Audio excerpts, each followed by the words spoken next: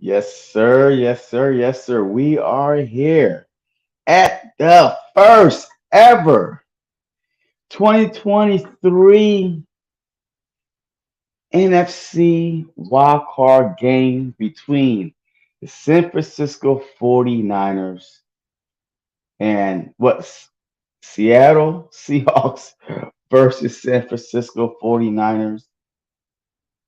And I can't wait to see how this first game turned out. So fasten your seatbelt. Welcome to the 2023 NFL NFC Wild Card game. If you lose today, there is no tomorrow. So for every team that's in the playoffs, good luck from the bottom of my heart, except for the Cowboys. But every other team that's in the playoffs, I wish y'all the best of luck besides the stinking Cowboys. But as always, man, I appreciate all y'all tuning in. Please make sure y'all hit that like button for your boy, man. So what's up, Jenks? How you doing? Jenks is in the house. Appreciate y'all always tuning in. Prince Production in the house, man. Good luck tomorrow. I am actually rooting for the Giants to beat the Minnesota Vikings tomorrow. So good luck.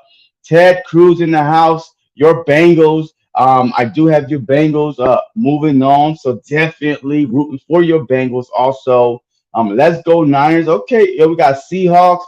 People going for the Seahawks. People going for the Niners. I'm going for the upset. I'm going for the Seahawks. Drop your score prediction down, man, and let's see who's right.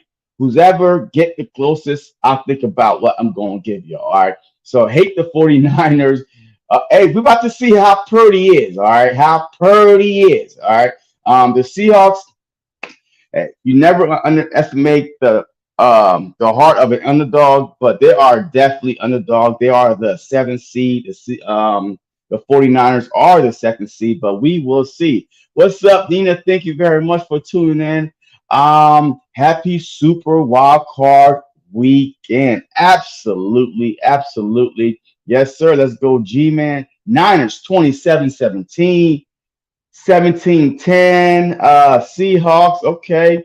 All right, y'all. Okay. Hey, we are about kickoff is about to get on the way. This is first live stream of the day. I will definitely be doing the next play-by-play Chargers versus let me see. Oh, Jacksonville Jaguar or Dougie P. I gotta go for the Jags next game. But right here, kickoff is about to be on the way. So feel free, man. Y'all can jump in and out. You know what I mean? Hit that share button, hit that like button, whatever. Go spread the word that JC is live on YouTube. Here we go. The Seahawks taking for the 15, and they will start from the 20-yard line. That is where the Seahawks will take over from their own 20-yard line. Man, I think, yo, look, I'm not even lying, man. I think that this wild card, like this whole playoffs, man, they have some very, very good teams that's in these playoffs, regardless if I like them or not. I don't see any team that's going to get run over by anybody, but we're going to see. Here we go. Geno Smith, man. I'm proud of Geno Smith. Congratulations to Geno Smith, man. Here we go. He's at his own 20-yard line. He handed off to Walker. Walker off to the left side for a gain of 9 yards. Woo! Here we go. Here we go. Let me see who's the. There we go. Kenneth Walker, man, rookie, man. He's a beast. He's a dog to bring down. A good 9 yard carry on that first game. So second and one from the Seahawks. 29-yard line. Smith under center.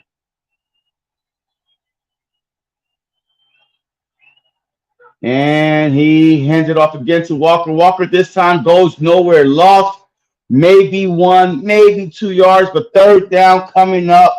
Either way, third down is coming up. Uh,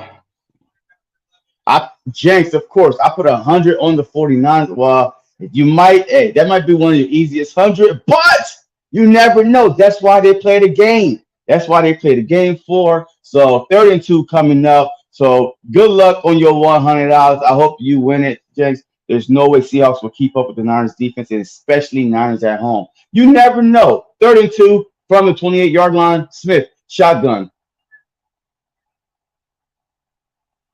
Smith. He's looking. He's looking. He's sacked.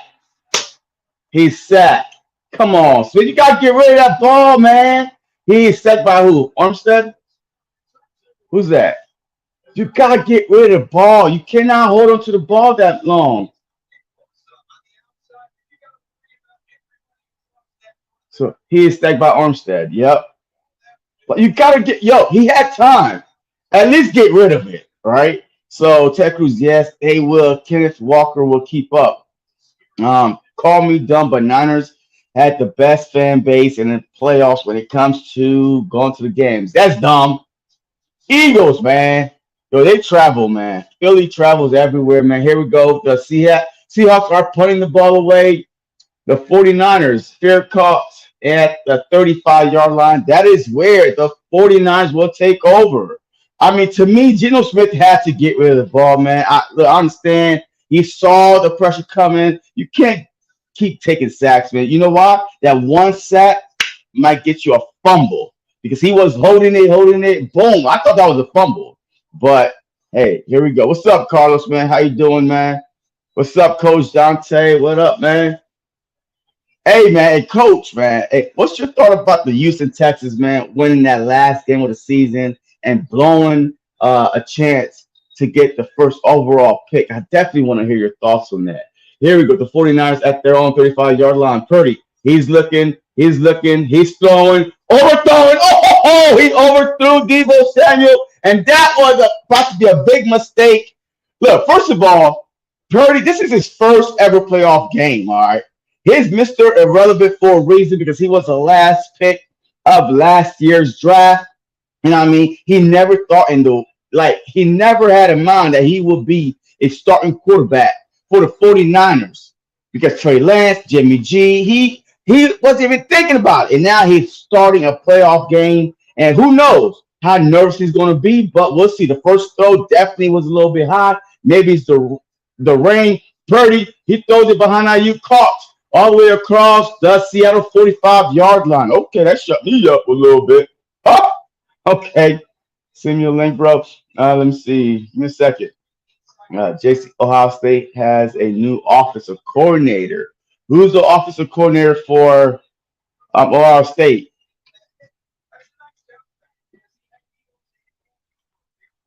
Let's go. So first and 10 from the Seahawks 45-yard line. Oh, Purdy. Purdy under center. Oh, looking all Purdy and stuff. Here we go. And he pitched it to Debo Samuel. Then back to Debo off to the left side to the 30. And he is knocked out at the 25-yard line. Boy. Yo, the 49ers, man, offense is crazy. Like, I'm not even going to lie because Debo, C-Mac, Kittle. The only way to stop that offense is if you get to Purdy. That's it. If you get to Purdy. I'm still saying let's go Eagles. Absolutely. You know what I mean? We are taking a break today. You know, this is like the week you put your feet up, you chill, and you watch everybody else. It's not my fault that y'all wasn't good enough to get a first round bye. So let's go, man. Here we go. First and 10. First and 10 from the Seahawks. 23-yard line. Purdy, he ran out of time and timeout 49ers. Timeout 49. Come on, Purdy. Man, it's too early to start using them timeouts, Purdy boy. It's too early. See that nerve. He's a rookie. What do you expect? Brian Hartline. Okay, I heard of him before. But definitely, man, this wild card weekend, it's going to be exciting. It's a lot of good games. The next one, the Chargers versus the Jags. Oh, Dougie P. Of course, I cannot root against Dougie P. So, of course, I will be going for Dougie P. And then tomorrow, I might be doing every single game tomorrow. And then Monday night, I'm be doing a Monday night game too. So, I'm going to be on here like all the time. So, if you ain't tune in. If you're not subscribe. Like that button for me. Hit that like button for me. Here we go. First and 10 from the 23-yard line. Purdy. He's looking. He's going deep in the end zone. And it's incomplete. Woo! Nice breakup by the DB. Good breakup. Good pass breakup by the DB. The 49 wide receiver seems like he had a little step on him. but the ball had too much air. By the time it came down, the DB was there to, yeah, oh yeah, he was beat off the line. Yeah, if that ball is thrown early on the money, that's an easy touchdown. Yeah, and the DB did a good job by not, getting no pass interference call because he wasn't even looking for the ball. So definitely, here we go, 2nd and 10 from the Seahawks 23-yard line. Pretty shotgun. He throws it out to Debo behind the line of scrimmage, and Debo is trying to he's trying to make something happen, and he made something out of nothing. That should have been like a 1 yard loss, but it turned out to be an 8 yard gain. It's third down, though. Third down coming up, but third down and two coming up. Third and two coming up. What's up, Almighty Finds, man? What is going on? Good luck, Giants. Let's go, Giants. We win tomorrow. We play y'all. I'm ready. If we win, yeah. I mean, look. I don't care who comes to Philly. I mean, it is what it is. But I'm ready for anybody. 3rd and 3 from the Seahawks, 16-yard line. Purdy. He's looking quick though in the middle. Almost intercepted again. Fourth down coming up. Here we go. Purdy ain't looking too sharp now. Purdy is not looking too sharp. Okay. So all this 49ers are the favorite to go all the way. Oh, because of Purdy. I mean, he's a rookie. This is the biggest stage he's been on his whole career, his whole life, in an NFL wild card NFC playoff game. So everybody picking the 49ers over the Philadelphia Eagles. Okay, we about to see. We about to see. I'm definitely excited for wild card weekend. Absolutely, man. And field goal is good from Robbie Gold. Easy, cheap shot. So let me update this real quick. We definitely. But Purdy, man, Purdy is looking a little shaky. Purdy is over here purring in his boots. He purred. But hey, he didn't turn the ball over. 49ers 3, Seahawks nothing, and the Seahawks are about to get the ball back. What's going on, coach? He was our wide receiver coach, but he got promoted to offensive coordinator yesterday because of our last one left to head coach at Tulsa. Okay. All right. So, but yeah, man, yo, I appreciate y'all tuning in, man. Make sure y'all keep hitting that like button for your boy, man. So, but here we go, man. Let me see here. I know Coach wanted to come in for a few. Yeah. Are you?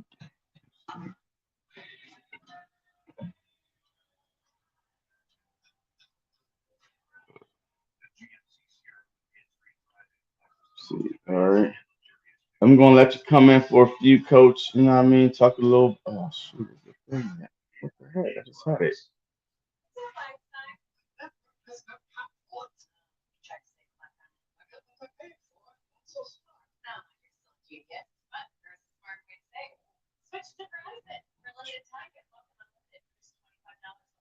All right. Let me see. There you go. See. All right. Come in for a few. Let's talk about your little Texans, man, messing up that. Look, to me, look, the Texans. Look, I really don't get the whole Texan situation because first of all, you only hired Lovey Smith because like I'm not gonna lie. Because that situation was jacked up from the jump, the whole Deshaun Watson situation. And then you hire Lovey Smith. You know what I mean? You say, hey, go do your thing, help us repair our reputation, and you ain't give them no weapons, like nothing at all. And the Texans was playing everybody hard. I'm not gonna lie, the Texans played the Cowboys hard, the Chiefs, the Eagles. I mean, they were taking teams like to the fourth quarter, last minute drive. So with a bad team. And then he win the last game, you fired him, man. Okay, man, I get it. All right. But I think that Lovey Smith knew he was gonna get fired. And he said, hey, F it. You know what? We're gonna my parting gift to you. Hey, we're about to win one more game and screw your number one pickup. Here we go. Seahawks to the 10, 15, 20, 25, 30, 35, all the way down to 37, 38 yard line. Ooh, if he could have got away a shoestring tackle. Oh, man. Wow. Uh, my score prediction for this game, man. Unfortunately, I'm hoping for an upset, but if I want to just keep it real, I think the 49ers might win this like 21, well, what, 2017. I mean, it's a divisional game. Like divisional games are hard. I mean, regardless of the records, I mean, it's a divisional game. This is the third time playing them. Smith handoff to Kenneth Walker. Kenneth Walker up the middle for a gain of 2, maybe 3 yards. So 2nd and 7 coming up for a 3 yard gain. What's up, Sam? Sam Monroe. Niners scary. We has no hope. Who we? Like who? Like who we? Who the Seahawks or the Eagles or who? Who have no hope against the Niners? There we go. 2nd and 6 coming up. So that was a 4 yard gain by Kenneth Walker. 2nd and 6 coming up. Smith shotgun. He's looking. He's looking. He's throwing to DK Metcalf. Caught by DK a yard or two. 2 yards shy up the first down. Third down coming up. 3rd and 2 coming up. Come on. Y'all got to pick up one first down. 3rd and 1 coming up. Pick up this one first down. Let's do this, man. Hey, one first down at a time between the two quarterbacks, Purdy and Smith. I trust Smith more than Purdy, but we just gotta, hope that no stupid turnovers happen there. Come on, Gino. 3rd and 2, by the way. They rechange it to 3rd and 2. Smith, shotgun. And he's looking, he held onto the ball. Get over there, Smith. Ooh, and quarterback keeper. Smith is slow. And he lost a couple.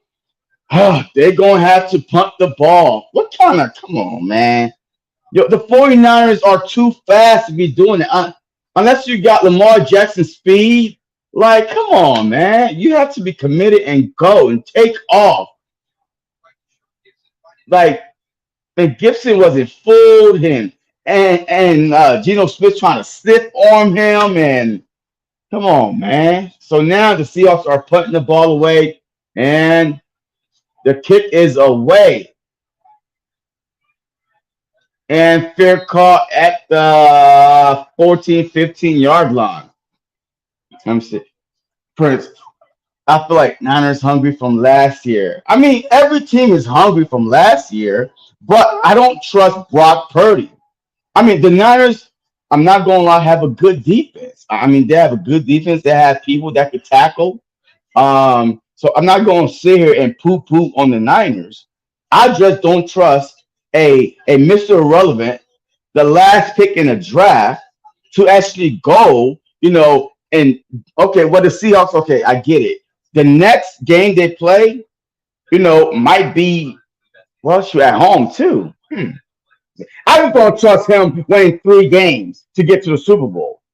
Like, if he does that, sign him to a mega deal now.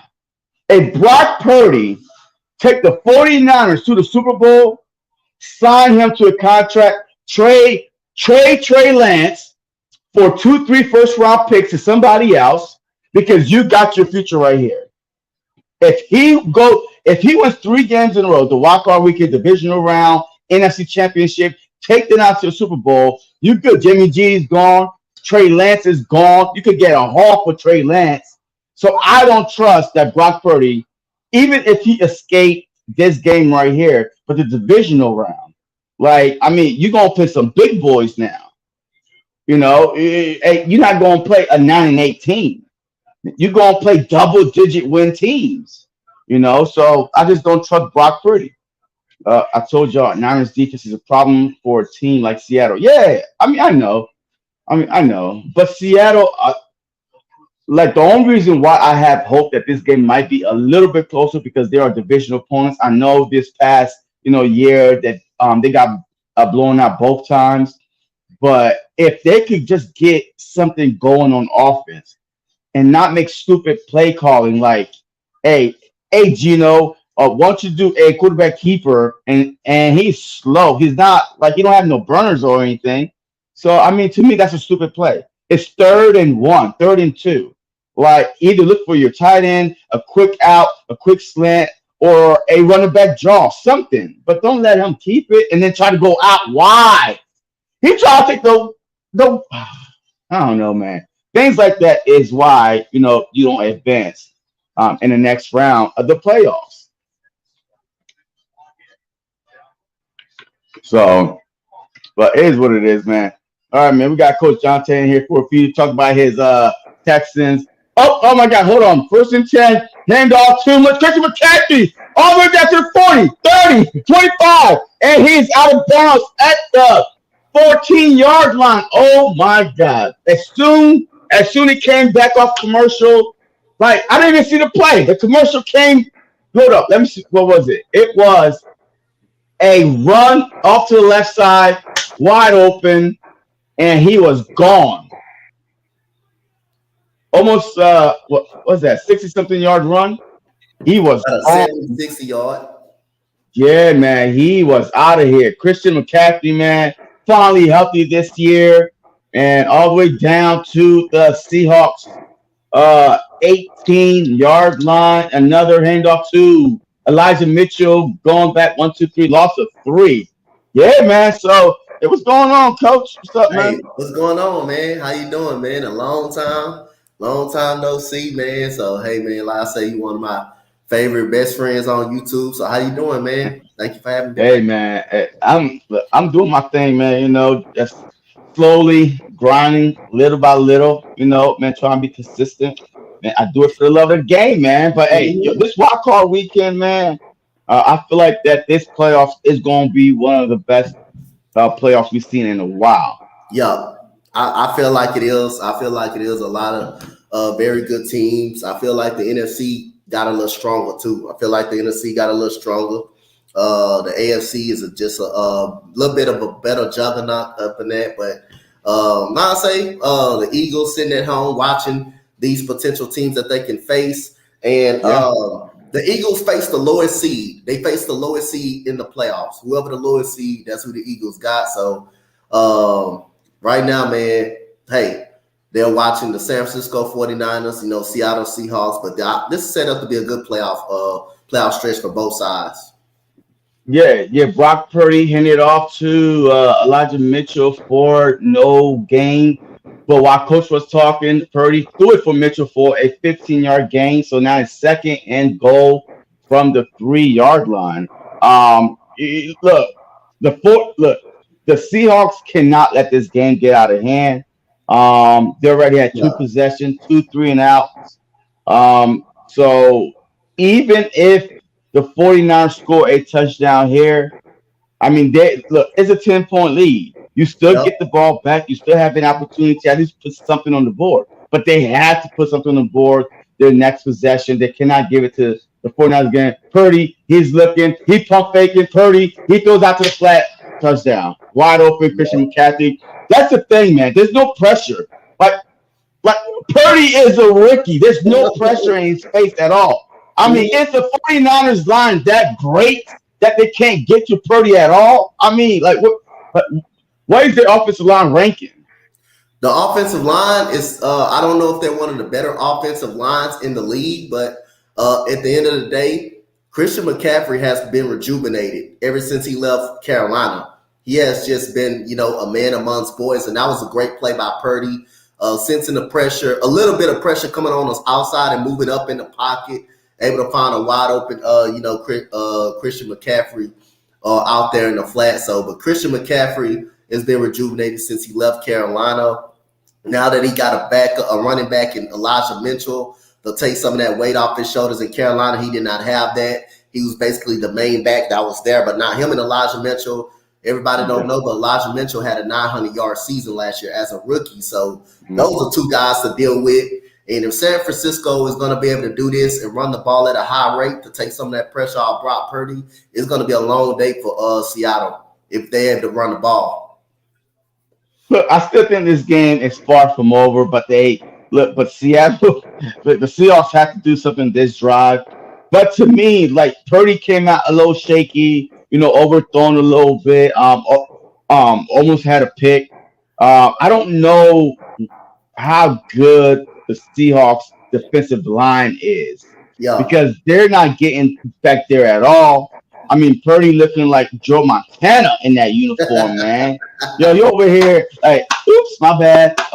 Anybody open? All right, here you go. It's just like, come on, man. So Yep. I'm hoping that the Seahawks get pissed off on the sideline and come out and do something, man. And Geno Smith, Yeah. man, what the hell was that 3rd and 1, 3rd and 2 call? You have a quarterback that's been in the league for 10 years, right? I mean, he Yep. he he wasn't never known as a burner, and you had a defensive line that's fast all across. You know what I Hmm. mean? And like, come on, Pete. Man, I expect better play calling than that. Yep. Stadium is Yep. jumping. So now 10 hold, like 10-0 hold, man. All right, so your Texans, man. All right. So what was that whole thing about, man? I mean, did Lovely Smith know that he was going to get fired after the game, and he kind of like sabotaged him on purpose, or was the plan was just to go in and win the game regardless? I mean, did he know The he was feeling going that to I get fired? got, I think Lovie Smith knew he was going to get fired. It's just the way they did it. They should have kind of fired him a little better, like after the game, not let him do a press conference and then go through with the fire. But for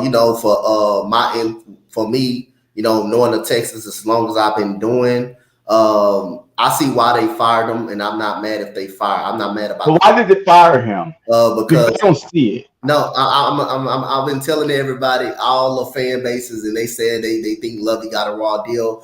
But you can go both Absolutely. ways. You can go both ways on this. But when I get through this statement, you'll see why they actually fired them from my for the standpoint and the standpoint that has come out to be true. In the articles and all the Texans fan base been reading, we see why they fired them. So All right, hold um, on, Coach. Hold all on. right, Get to 10, 15, and they will start from the 20-yard line. But go ahead. yeah. So I believe he wanted to win that game. I believe he wanted to win that game. I believe the players kind of all wanted to win the game. Like I say, I can't be mad at the players for wanting to go out there and fight hard because at the end of the day, you got a job to do. You're trying to fight on a roster. You're trying to audition for someone on another roster spot at the end of the day. So I don't blame them for going out there and trying to win the game. At the same time, the Colts defense was bad down the stretch of that game. The Texans completed a 4th and 12 and a 4th and 20. So the Colts played a little bit of that role. But the reason why they kind of fired Lovie Smith, it was a lot of weeks, several weeks when the Texans were struggling. The coaching staff was trying to come up and kind of make some adjustment throughout the defensive scheme. He kind of ignored the coaches. And it was the players was complaining to him, saying he using them the wrong way. Like Darius Stingley, his name is in the article. Darius Stingley is a man-to-man corner. He's not a zone Tampa 2 coverage corner. He's been used the wrong way. He's played before he got hurt. He played the most rookie DB snaps and didn't give up a touchdown. He gets hurt. He couldn't come back. He could have came back. Damian Pierce got hurt. He even expressed it in an interview after the season. He could have came back. Lovie Smith didn't want to put him back. So at the end of the day, Lovie Smith knew he was going to get fired, but I see why they fired him. He ignored everybody in the organization. He ignored everybody on the coaching staff, didn't communicate with the coaches, wasn't a great communicator with the players, used the players the wrong way. Yes, the roster was bad. The roster was bad before the last roster last year. So at the end of the day, I kind of see why they fired, but I didn't feel like the Texans messed over the pig. I still think the Texans are going to get a great quarterback either way it goes. They're at the second spot, or if they either was at the first spot. I still think the Texans were going to get a great quarterback anyway. First down Seahawks, 35. Finally, they got a first down. Smith to DK Metcalf. All right, that's all they needed was a first down to give their defense a chance to take a breather. So great. That's going to be the matchup right there, the one-on-one matchup. If you got a one-on-one matchup with DK Metcalf, you better take it every time until they start doubling him and somebody open. Quick throw, Smith to Lockett for a good 6-yard gain. Like from the beginning, man, I thought that the Texans hired Lovely Smith just because I mean, the whole thing with Deshaun Watson was going on, and what better coach to come in as a scapegoat to say, hey, you know what? all right, hey, we're just gonna give you the job. But there was the Texans to me had no talent on the offensive side, man. Like Damian Mhm. Pierce was discovered very, very late into the season. Like he didn't start off the season, did he? Well, he started. No, he started the second game of the season. That was the first game of the season. That was the first game of the season. He started. He didn't start the first game of the season. He started the second game of the season. He almost had 1,000 yards. He did have 1,000 yards for scrimmage, but he almost had 1,000 yards rushing until the game that he actually got hurt in, and he could have came back, but Lovey didn't want to put him back in. Put him back in there. Lovey didn't want to never put him back in there. He already expressed that in the interview. And Brandon Cooks, he doesn't want to be a part of a rebuilding team, and I kind of see why he deserves to go out and have an opportunity to win. So there was a lot of issues with the organization, but Lovey Smith definitely was an issue. And Nick Caserio, I put a lot of this on him. Him and Lovey Smith did not have a great relationship, even when David Culley was coaching. They did not see eye to eye. So Nick Caserio has a lot of fault, because if you don't see eye to eye with someone, like if I don't see eye to eye with you, why would I work with you? If I don't see eye to eye. Same thing with Nick Caserio. It's his fault too, because he did hire Lovey Smith. They actually wanted to hire Josh McCown last year. They actually wanted to hire him last year, who's our quarterbacks coach last year. But I say at the end of the day, I didn't want him hired. I didn't feel like he was ready to come up and being a head coach yet, because he just kind of got up out of the NFL at that point. But there's a lot of pressure on Nick Caserio, and he knows that. Bob McNair expressed in a press conference that he was going to be more involved in the coaching hire and stuff like that. And it's bad when the owner gets involved. You have to get involved in a certain thing. So Nick Caserio know he has to hire the right coach, not only for the Texans, but to lead these young men out on the football field and lead this rebuild the right way. If you should have done it last year, if you should have got the coach you wanted last year to be a part of the rebuilding process. So the Texans, Yeah, that's what I'm saying. Yeah, like a lot of guys. Jonathan Gannon just got through interviewing with the Houston Texans. Ben Johnson just got through interviewing. The Texans will interview Sean Payton coming up soon, and they should be able to get an interview with D'Amico Ryans coming up soon. And Shane Steichen, they got through interviewing Shane Steichen as well, the Eagles offensive coordinator. yeah, yeah. I mean, look, all right, man, the Texans to me, they have a lot of. They have no real wide receivers. Hold on, real quick. Second and 3 from the Seahawks on 46-yard line. Smith under center. First quarter, 3:23 remaining. San Francisco 10, Seahawks nothing. Handoff to Kenneth Walker. Kenneth Walker off to the left side, and he got pushed forward for a first down by Fred Warner. First down, Seahawks. All right, the Seahawks. All right, they put a little drive together, man. That's all I asked them to do. Put a little drive together, keep the 49ers defense on the field, make this game at least competitive a little bit, and not keep bringing your defense on the field every 3 and out. So here we go, first and 10. First and 10 from the Seahawks. Well, from midfield, hand off again to Kenneth Walker. Kenneth Walker to up to the left side for a good 6-yard gain. So it seems like that you could probably run on the 49ers. Yeah, Kenneth Walker is a solid running back, man. He's a great running back. He had a great rookie season. Phenomenal rookie season by Kenneth Walker this year. So now they are on the 49ers side of the field, second and 4. So here we go. I'm telling you, this game is far from over. Yes, they got blown out both times they played them, but this is the playoffs, man. This is the playoffs. They are at the 49ers 44-yard line. Smith under center. Smith, he's looking to throw. He's looking. He's running. He's running to the 40, and he's tackled at the 33-yard line. All right, Dan field goal range.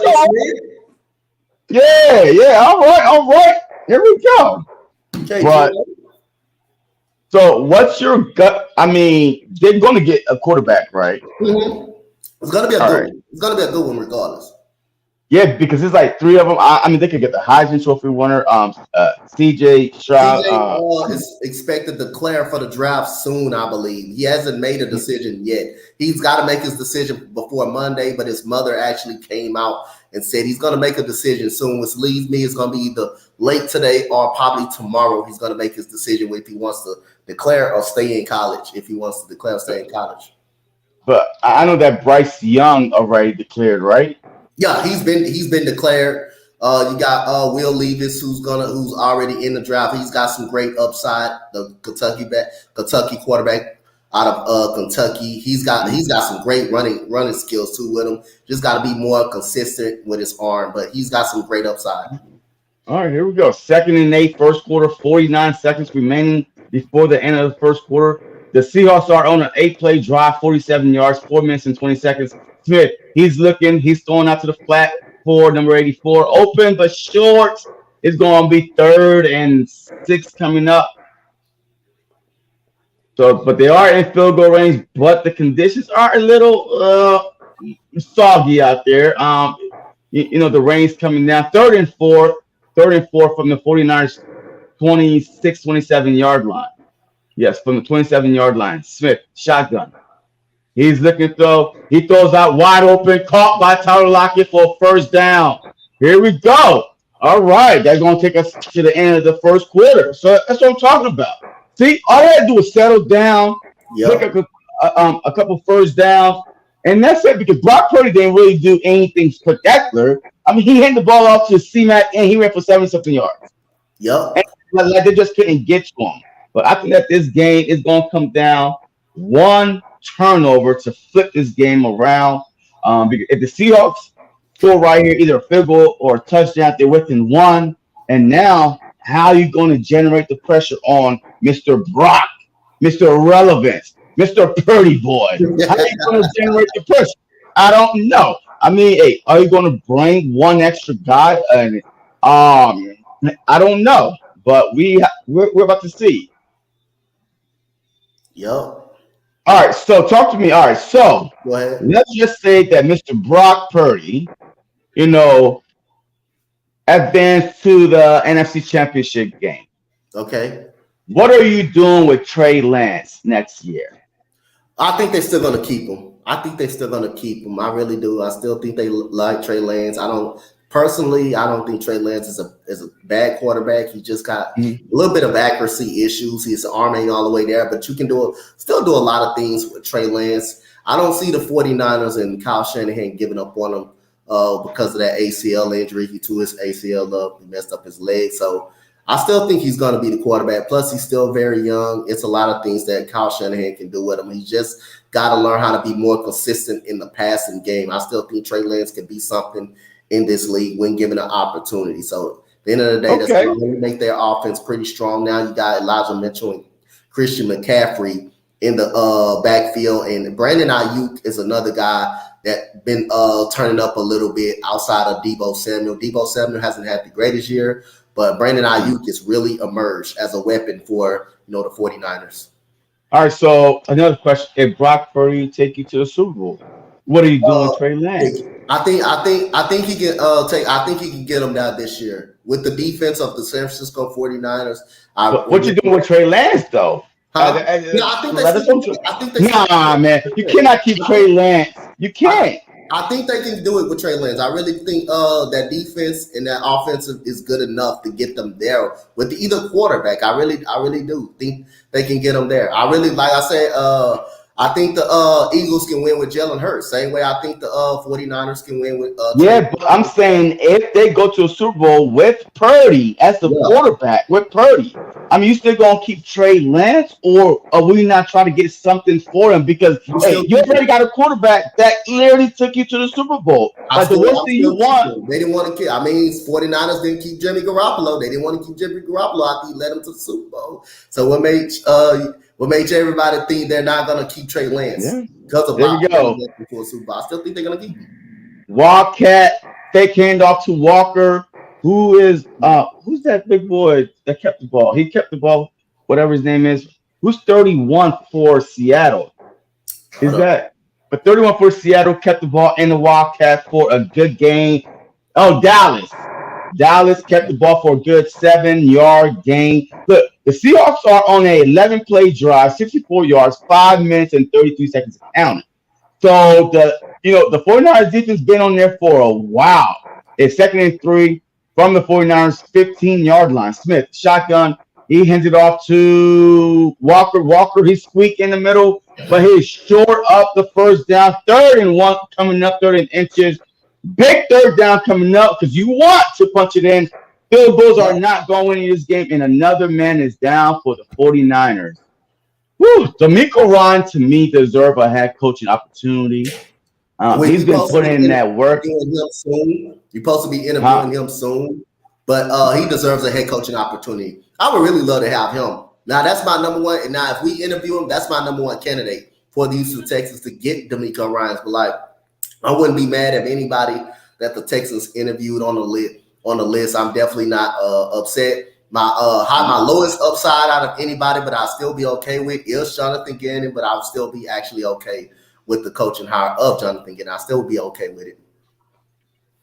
Okay, yeah, Jonathan Gannon. I mean, to me, so I don't understand why would you hire Jonathan Gannon, supposed to be a defensive coordinator, to go to the Texans when it's most likely was an offensive issue in my eyes, outside looking in. I mean, the Texans were in every game. Their defense was stepping up game after game after game. They played everybody. The Chiefs tight, the Eagles tight, Dallas tight. It was because of that defense.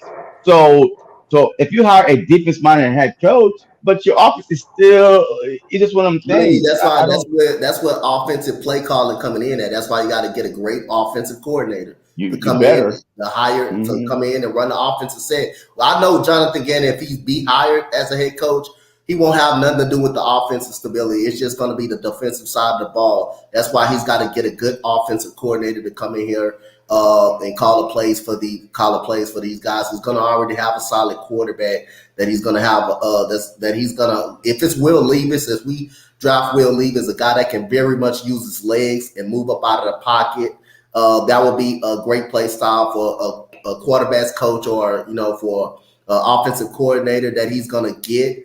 But I really actually want an offensive guru though, an offensive head coach, because that's what we lacked at this year a lot, was the offense. The defense stayed on the field a ton of times last year. Yeah. So that's what I really want as a Texan guy, and every Texan want is a guy that can is an offensive head coach. So you got guys like Ben Johnson out there as an offensive head coach. I mean, D'Amico Ryans. I would love D'Amico Ryans, even though he's going to be more defense. He's well respected, and he's going to get an offensive coordinator that's going. So that's why I will be actually happy. Now, a lot of Texas fans want D'Amico Ryans as the head coach, but at the end of the day, I kind of want an offensive guy. Ben Johnson, who worked with Jared Goff. Look how Jared Goff came out. He's had a great couple of seasons with the Detroit Lions. So at the end of the day, 3rd-and-1. Oh, first down. So that was a good play call. 3rd-and-1. They faked like it was hiking it to Geno. He jumped up, direct snap to Kenneth Walker up the middle for a first down. Here we go. 1st and goal now. 1st and goal from the 49ers 7-yard line. Here we go. We're cooking. The 49ers could be run on it. Yep. I guess every team could be run on this. Every team can get it. Every team can get another handoff to Kenneth Walker. He got a hold. He is in. Touchdown. Is there no flag, right? Is there a flag? No flag on the play. Touchdown, Seattle. Touchdown, Seattle. You get that right? Ain't no dishes on the field, right? No, ain't no soap, ain't no dishes, ain't no mustard, nothing on the field. Touchdown, Seattle. That's what I'm talking about. Okay. Yes, sir. On the field, all right. None. That's what I'm talking about, man. Absolutely. I'm happy right now. Good game. 7-10. As soon as extra point is through, I'm hoping it's through. It's going to be, let me see. Extra point is up, and it's good. 7-10. Seahawks on the board. Let's go defense. Can the Seahawks defensive line get through Brock. I'm telling you, you start punching Brock Purdy in his mouth, he's gonna start seeing ghosts. Every Yeah. quarterback sees That's ghosts. the every quarterback though. You punch any quarterback in the mouth, they're gonna Yeah, start running. but especially a young one, Yeah, Mr. especially a young, Irrelevant. yeah, You know especially what I a mean? young. Never been in this situation before. But that's what I want to see, Yeah. man. So touchdown. Good job, Seahawks.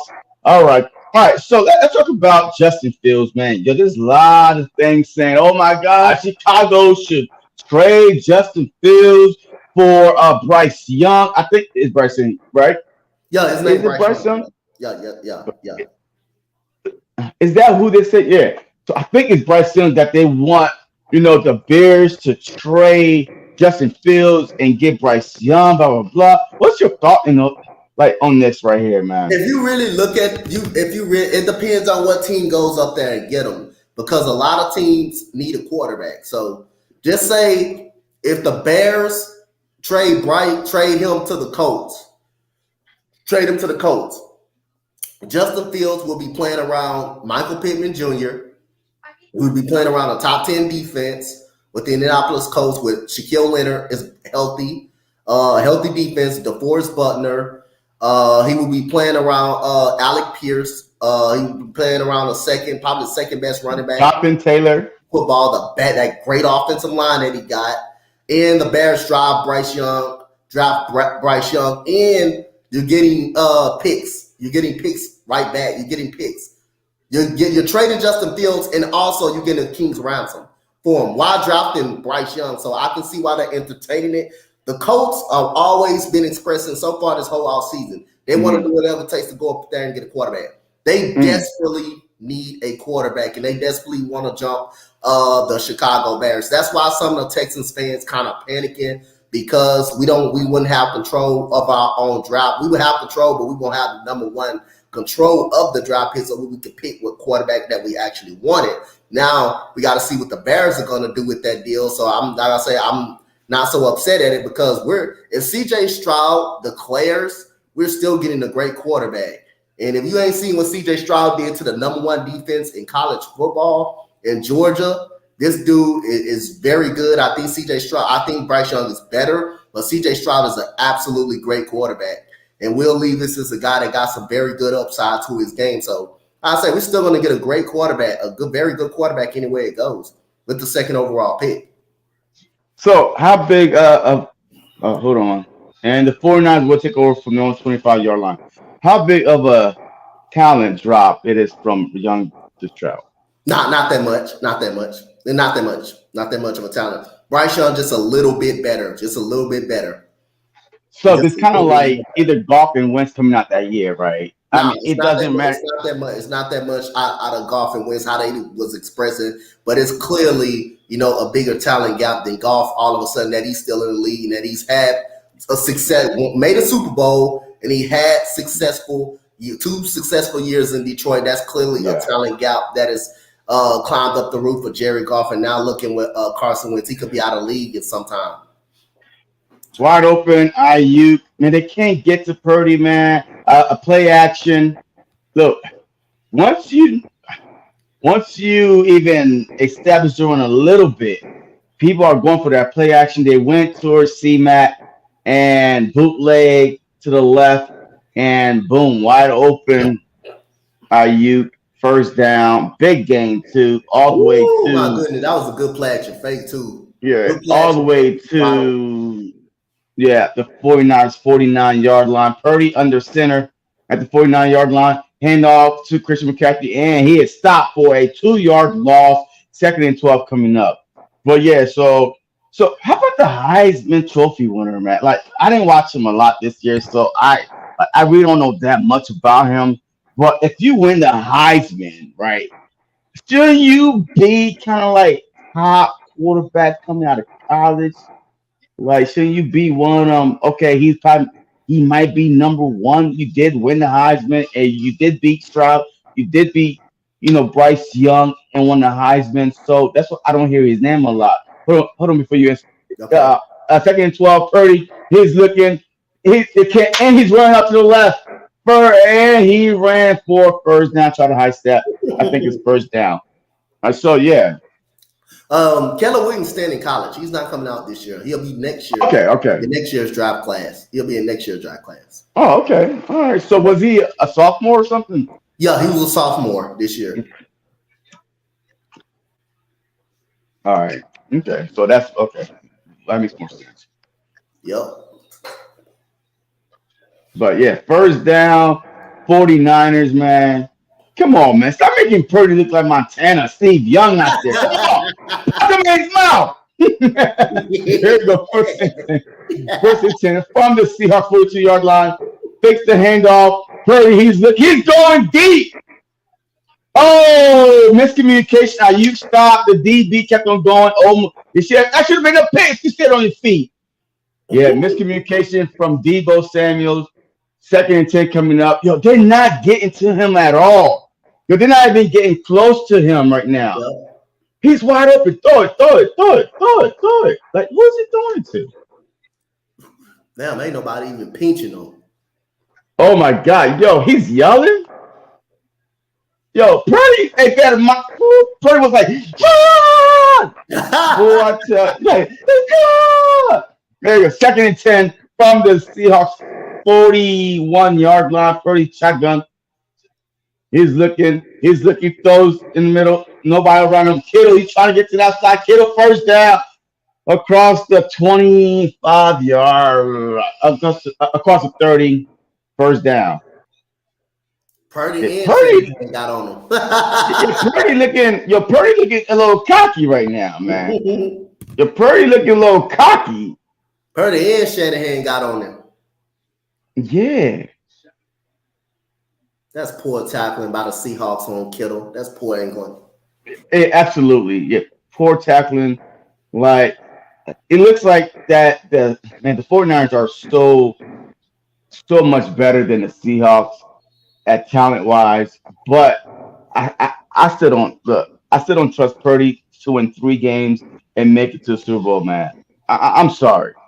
I mean, do you see Purdy could possibly winning 3 games as a rookie, Mr. Irrelevant, winning 3 games and make it all the way to the Super Bowl, beating possibly the Eagles, beating possibly man, who else? Because they're the number 3 seed.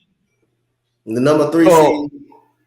Or the Vikings, if the Vikings, do their thing, beating the Vikings, beating the Eagles to make it all the way to the Super Bowl. Like I say, man, with this, as long as he don't turn the ball over, and as long as this offensive line can keep protecting them and the weapons they got, and that dangerous running back group, I can see him doing it. If he doesn't turn the ball over, I can definitely see this 49ers team did it. They had a bad year. They actually underachieved last year and still made the NFC Championship game. That's how good that 49ers defense and that team actually was. Until Jimmy Garoppolo, end up wetting the bed at the final stages of the Rams game last year. So if Kwiatkowski Tart didn't drop that interception, now the Niners last year, you could talk about them being in that Super Bowl game with the Cincinnati Bengals if you didn't drop the interception. So I definitely see it from 49ers. They show me too many times that, hey, no matter how struggling they doing, no matter how bad they fought through adversity. So I think they can do it. Brock Purdy, if he doesn't turn the ball over and he can be consistent, even if he get rattled, can show some signs of being able taking a shot, then I think they can definitely do it. I think they can definitely do it. They have the team, they have the defense, they get to the quarterback, they definitely can do it. So all right. So, all week, I guess the past few weeks, I've been hearing that the 49ers got the number 1 defense. Even last night on the live stream with Bird Game, when I brought it up, we had a ECG in the chat, and I asked him, I'm like, what makes the 49ers the number 1 defense when all the sacks go to the Eagles, when all the number 1 passing yards allowed goes to the Eagles, the number 1 total yards goes to the Eagles allowed, So what makes the 49ers the number 1 defense? He told me tackling. So I'm going to ask you this after this play right here. I mean, what makes the 49ers defense the number 1 defense? Because all the stats point to the Philadelphia Eagles. Purdy, quick throw, quick slant, McCaffrey, first down inside the 15-yard line to the 14. I mean, stats plays a part in everything. I'm not gonna say stats don't matter because stats does matter at some degree. Let's be honest, but stats can also be kind of overrated for how a team definitely plays. The stats say the Eagles are the number one defense in the National Football League. Then hey, that's what it says. But the 49ers, like I say, I'm not gonna. No, they said that the 49ers are the number one defense Oh, it's in in the the league. 49ers, but again, I mean, when you have Bosa, when you have guys on the side that can get pressure on the quarterback and that can create kind of turnovers, I mean, hey, and probably they give up. I think they give up a few amount of points as well on the defensive side of the football. They're just that talented on the defensive side of the football, so I can see why the league kind of had them as the number one defense. I know the Eagles stats show more than the 49ers do, but the 49ers, like I say, you can't overlook and ignore the defense that they do got. They do have a solid they do have a very elite defense, just like the Eagles. They have an elite defense this year. 49ers got that same thing, but at the end of the day, like I think the 49ers have an opportunity. I think the 49ers have an opportunity just as much as the Eagles got an opportunity. Purdy finally sat. Down goes Purdy at the 21-yard line. Down goes Purdy at 21. So now third down coming up, big third down coming up. They are in field goal range, but it was first and goal. Now it's 3rd and 17. Wait, no, it wasn't first and goal. It No, was. they didn't get a first down yet. It was. Yeah. So it was like 2nd and 8 or something. Now It was 2nd and 9 okay. when we got that. Yep. All right, so now it's 3rd and 17. Let's go. Let's see this play right here coming up. 3rd and 17 coming up. Be smart. 17 yards. 5, 4, 3, 2, 1. The leg up. Up. The fake hand up. Get McCaffrey. Get him. A 4-yard gain. Good stop. Good stop by the 49ers. 4th down coming up. And most likely a field goal attempt is 4th and 12. But Yeah. look, I understand, but do you think?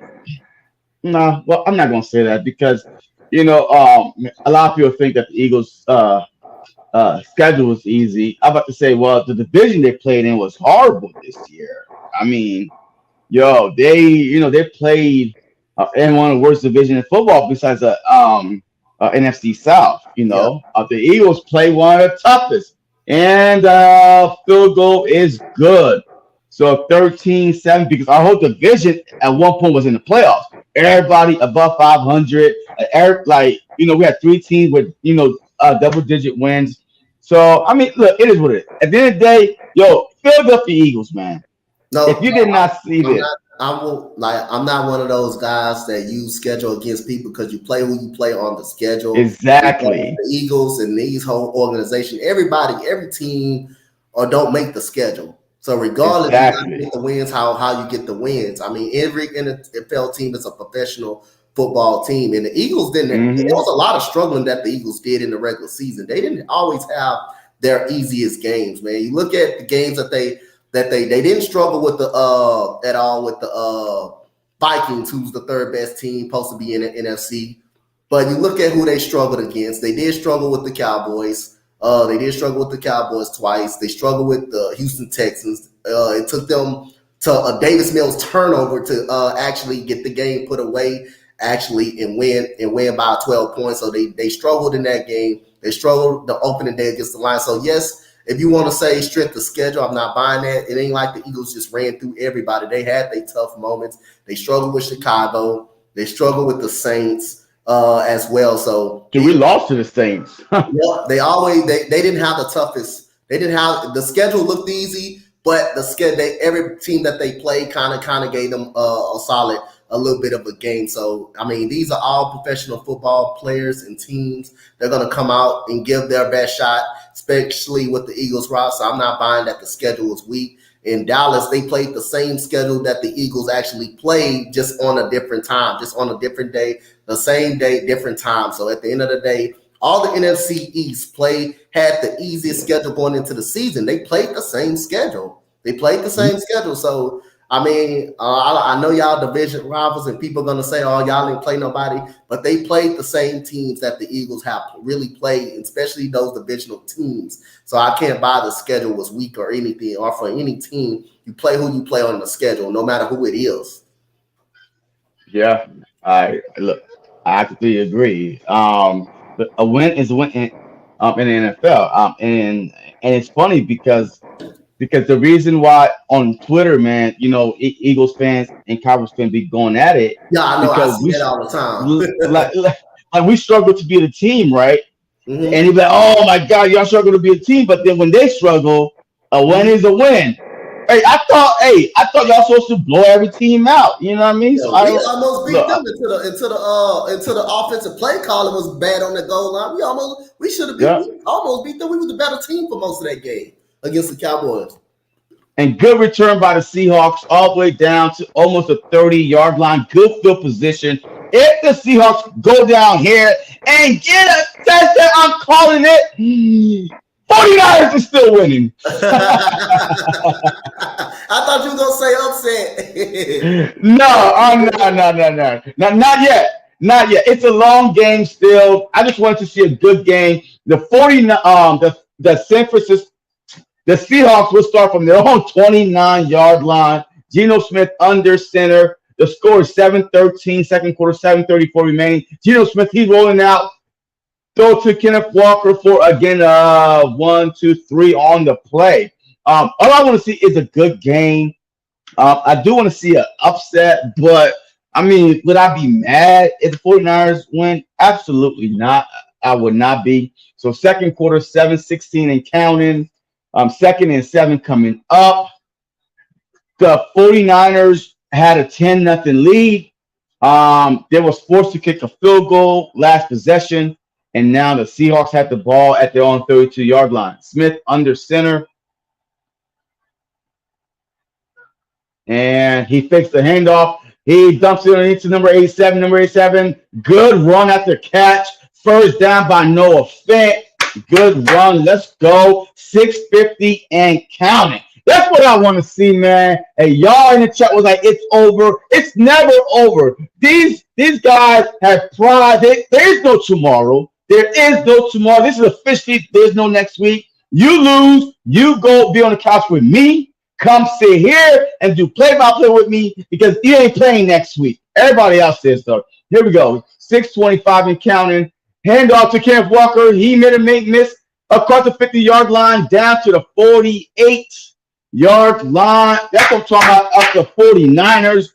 Yo, it seems like that the Seahawks are gaining a little bit more confident now. They are settling down a little bit. So now you see the running game kicking in.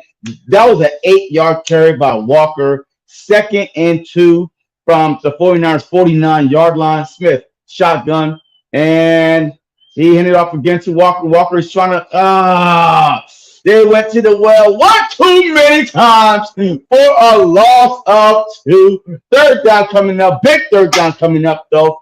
Just pick this up, and you could possibly go into the half. Maybe up a point, run the rest of the clock. Bosa. God damn it, Bosa. Push it out somewhere. They go Bosa. Yeah, Here comes Bosa, man. That dude's a beast, man. I'm not going to lie, man. He is a beast. 18.5 sacks. He leads the NFL. Hassan Reddick is second with 16 sacks. Man, definitely. Hey, he's balling now. Here we go. 3rd and 3 coming up. Geno Smith. He's going deep. 1-on-1 with DK Metcalf. Oh, touchdown! Oh, my God! Touchdown, DK! Uh-oh. Looking a little shaky right now. Touchdown, 49! Hey, them divisional teams is tough to play, too. When you got, I'm telling you. Oh, get off of me. Yo, 1-on-1. I told you, 1-on-1, go to DK. Look at that. Look at that. Get off of me, little man. Get off of me. Ooh, that dude got beat. That's Ward. That's Ward. Ward got beat like he stole something. Yo, that's what I'm talking about, man. For those of you who thought the game was over, I told y'all it's not over, man. Divisional games, man, it's hard to beat a team 3 times. Believe me. They play in a division. They know how to. Here we go. 14. They seen them. Yes, sir. Second quarter, 14-13. Let me change the score. I forgot to change the 49ers score. But yeah, here we go, folks. Here we go. Now the pressure goes back on the old Brock Purdy boy. Purdy boy. Here we go, man. Hey, all I want to see was a good game. That's all. That's all I wanted for this new year. First game, first NFL playoff game, and what a treat we're getting today. Let's see what now it's time to Brock Purdy to answer. I think there's about how much time left before halftime here. There's about there's about 5 minutes left before halftime, so plenty of time. You know what I mean? Plenty of time. They could easily go down there in 5 minutes and score a touchdown. So, but man, what a beautiful ball placement by Geno Smith. Hey, What's I'm up, telling you, Mark Smith? What's up, Mark? UTD. if What's Geno up, Mark? Smith wins this game, man, this dude, I think he should be re-signed with Seattle, man. Regardless of how this game turned, I think Geno Smith resurrect his career, dude. Yeah, Pro yeah, Bowler, be able to lead them to the playoffs. His first playoff, he's looking solid, man. He's looking really good, man. yeah. Facts. Yes, yo, he leads the NFL Mm-hmm. and passer rating. I think no, a QBR with 69.8. I saw it. He's always been a high guy. Besides the Jets, besides his career with the Jets, Mm, the Jets are known to have yeah, doing bad with quarterbacks. Now he's over here in hmm Seattle doing pretty well, resurrect his career. He's always been a guy that been an accurate passer. He's always been a guy. Here we go. Here we go. Purdy. He fixed the handoff. He threw out to the flat. Man, yeah, that's all he's been doing, man. This dude is like 6 for 10 for 91 yards before this. Like, you know what I mean? So they're just asking him, don't mess it up for us. Just hand the ball up once in a while, just make a little throw every now and then. But that's how you're supposed to treat a rookie, a first year player with Yep. 6, 7 games under his belt. You know what I mean? Hey, you're not supposed to say drop back and throw 50,000 times a game. Use the weapons around him. 2nd and 3 coming up from their own 32-yard line. Another handoff to C-Mac. C-Mac. Oh, third down coming up. 33. Big down coming up. 4:19 remaining before the halftime. For those of you who say this game wasn't over, go check yourself. This game is far from over. Let's go. It's far from over, man. Second and 3 coming up. Here we go. Third and 3 coming up. Big down. I say this gonna be a big down right here. If I'm the Seahawks, I'm bringing pressure. Like I'm bringing pressure and I'm covering. Like I'm jumping these slants. Yeah, because here we go. Shotgun. Purdy from his own 32-yard line. He's looking. There's no pressure. 4-man. Incomplete. Throw behind Debo. Incomplete. 4th and 3 coming up. Are you sure ain't no dishes on the field? Ain't no dishes, ain't no soap, ain't no mustard, ain't nothing on the field. Here we go. The ball was, yeah. Like I don't know how how was he gonna get it? How was he gonna get that in there? Look at that. Good batted down though. Good job by the linebacker. Where he could have got that There was nowhere to go. Get that down. You trying to fit it? You trying to fit it between the linebacker and the Yep. cornerback? Now 4th and 3. 4th and 3. The Seahawks. I'm let you get. There's a flag on the play. Who is it on? Oh, woo! False start. Oh my God. I was like, yo, it's 4th and 3. If that was on Seattle, that was automatic first down. It was gonna be first if that was on Seattle. Yes. Hey, Jenks, I'm done betting. Jenks, relax, Jenks.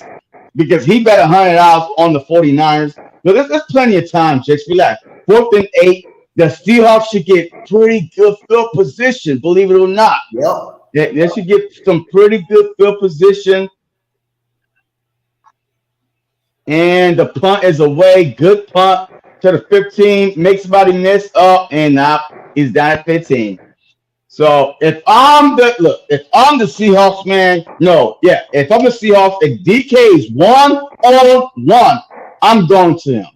And you either gonna get a good play, a pass interference, something good is gonna come out of it.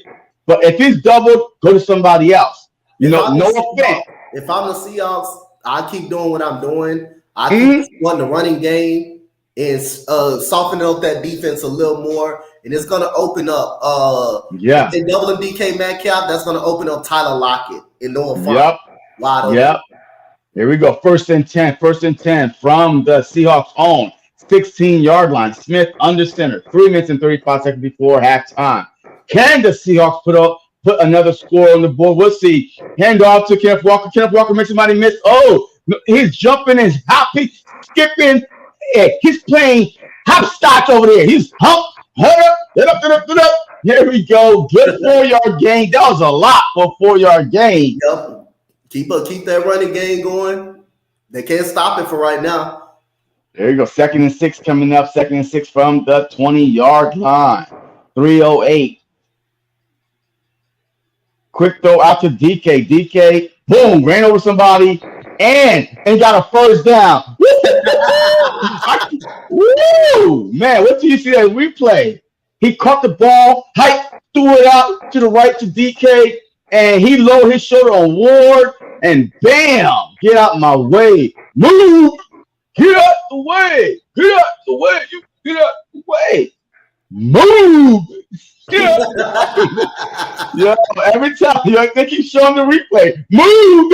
Every time they show the replay, I gotta keep singing the song. Here we go. First and 10 at the 27-yard line. Smith, hand off again to Walker. Yo, Walker run patient, man. He reminds me of, he's more powerful than Le'Veon Bell, but he has some patience in him, man. Like, man, he don't just see the hole and just, hit it. Like, he have a little, hey, let me try to pick my spot, and then he sees the hole and bam. So, 2-minute warning coming up. Just hold. Good first half so far. 2 minutes.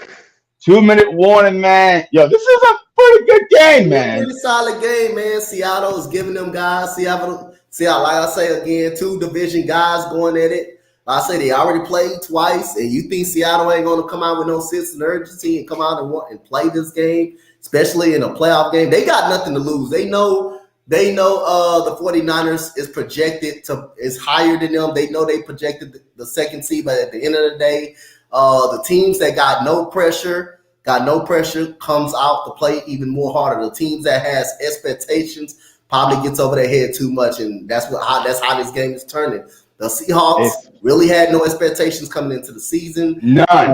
They're hearing everybody saying the 49ers are better. Now they got coming out here playing with some heart. They coming out here punching, the 49ers in the mouth, and they have responded. And now the 49ers, they gotta come up with a play. They gotta come up with a play. They gotta come up try to stop the running game.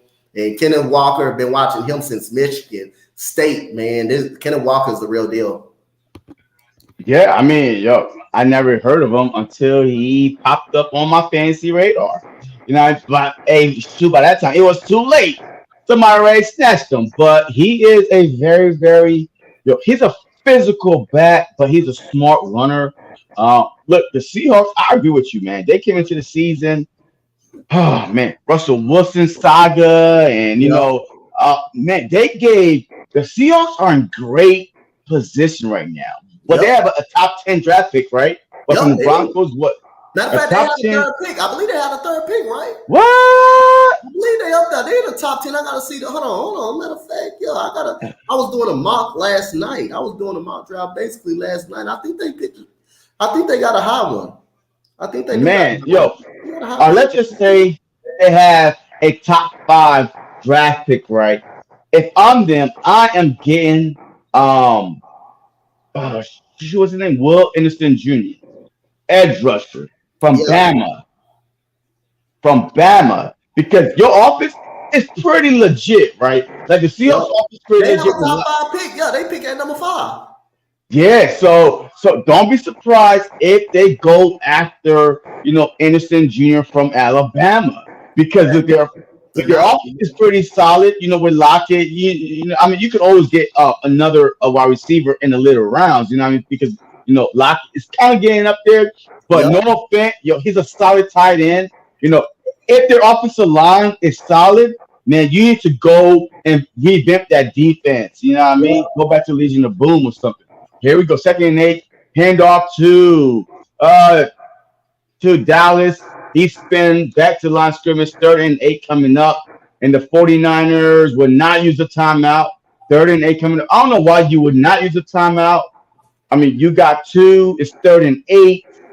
Unless you really think that, hey, They they might gotta snap the convert. ball. They know they have to snap the ball to get a playoff. They know they gotta snap it. And it's third down. They just banking on probably a stop right here.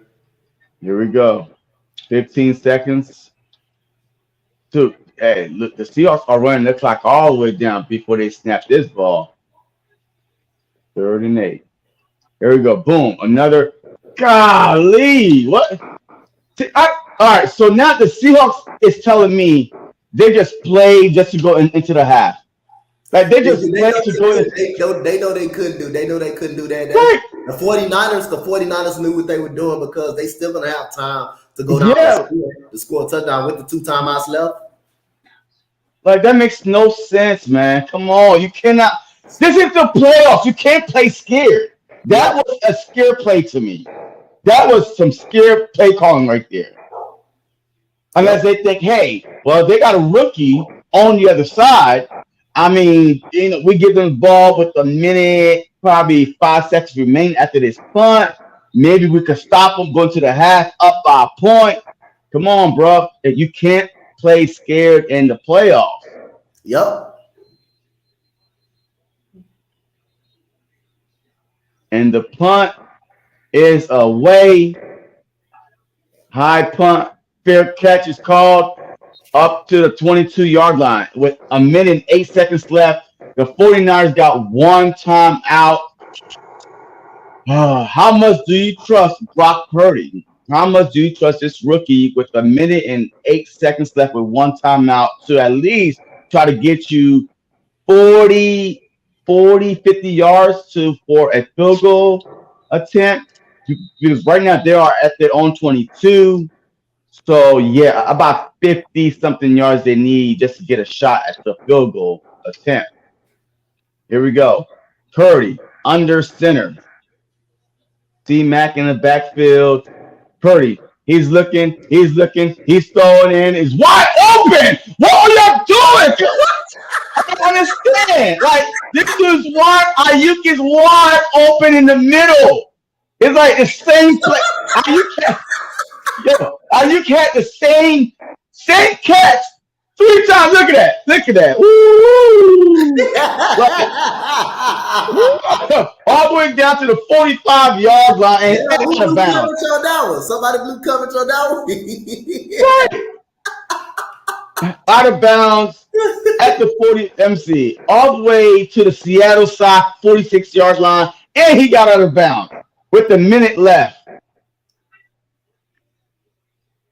Purdy, he's looking, he's rolling out, he's looking, he's throwing it out of bounds.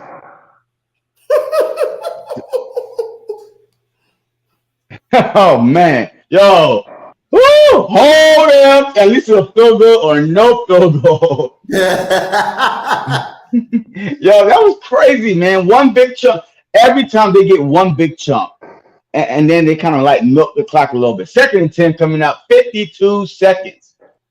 If only, and I'm telling you, if the 49ers face one team with a decent pass rush, Purdy would have been sacked at least 5 times already, bro. Yep. 2nd and 10, Purdy, shotgun. He's looking, he's throwing, and a little high, a little wild, a little crazy. Pass attended for Jennings. 3rd and 10 coming up. 48 seconds remaining before halftime. Yeah,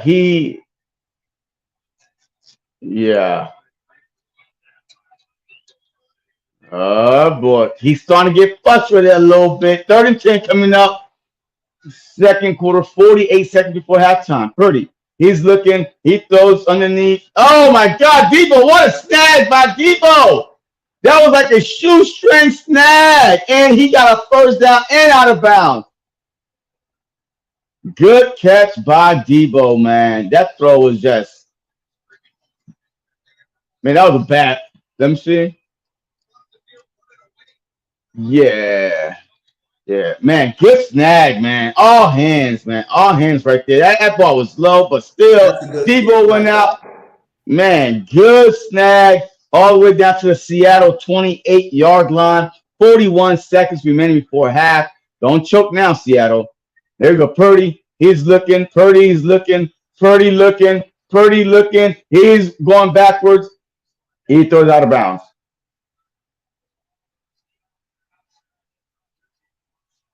Yo, this dude waited for the last second to throw the ball and he expect a flag when you literally like about to be out of waiting the last second. Come on, man. As a defensive player, what can you do? You can't really do nothing. And you have to play. Look, he's looking to make a play. Boom, get out of here. Rookie, get out of here. There ain't no flag. You should throw it out earlier. Second and 10. Second and 10. The 49ers still have one timeout remaining. That is big right now. And timeout is called because this dude, man, what a waste. I just said that was going to be big because then you could use the middle of the field. And then he was so late getting to the line of scrimmage and burn a timeout. Burn a timeout right there. Oh, boy. Purdy boy.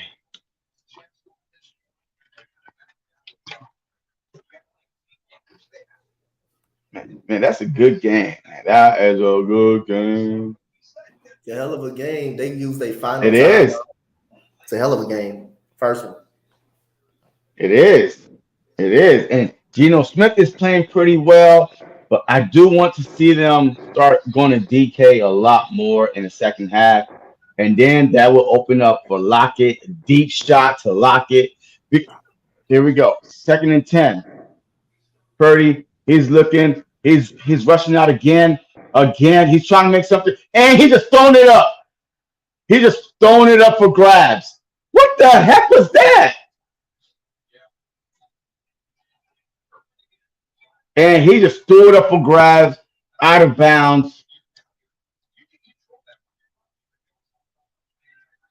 He got a gunslinger mentality, man. He got a gunslinger mentality. He refused to throw it like short out of bounds. He's trying to keep the player alive for like extra 3, 4 seconds and then try to throw it up the last minute. That's how you get interceptions, man. That's how you throw interceptions like that. Third and 10. Four. You better snap the ball before you get to the game. Here you go. Snap the ball, snap, pump fake. Oh, nice. Woo! Jackson saved that touchdown. I think that was tipped. Woo!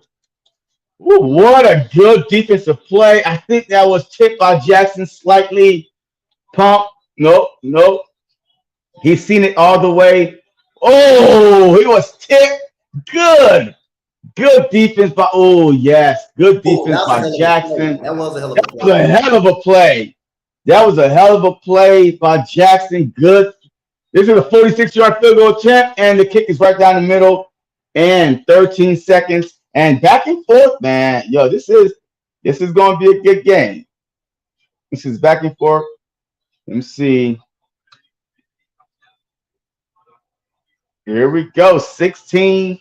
Man, 16-14. Wow. I said the final score was going to be 2017. I might be a little bit off. I don't know. The game might be closer than what everybody think, though. It's gonna be close. Look like it's gonna be close throughout the way. Yeah, I didn't see this game being a blowout though. Nah, they ain't getting a blowout. I don't think it's gonna be a blowout. I can sense this game gonna be more close.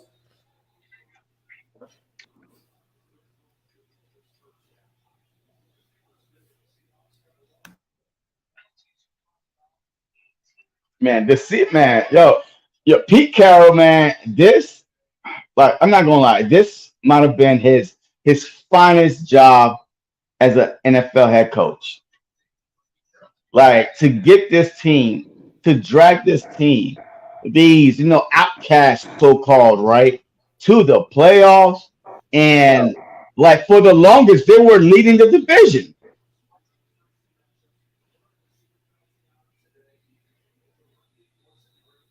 Okay.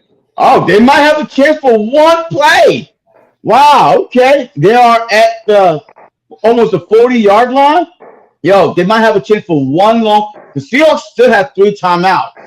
The Seahawks still have three timeouts right Yeah. now. I don't think they would try anything with 13 seconds, though. I don't think they would try anything. It's about like 9 seconds remaining But because matter of fact, they at the 40. They may try. yeah, yeah, that's what I'm saying. Yeah, they may try. They might try to see. Yeah, I mean, hey, go to DK or Lockett. Yeah, so all right. So they're at the 38-yard line. Try something. Hey, you got 9 seconds. You got three timeouts.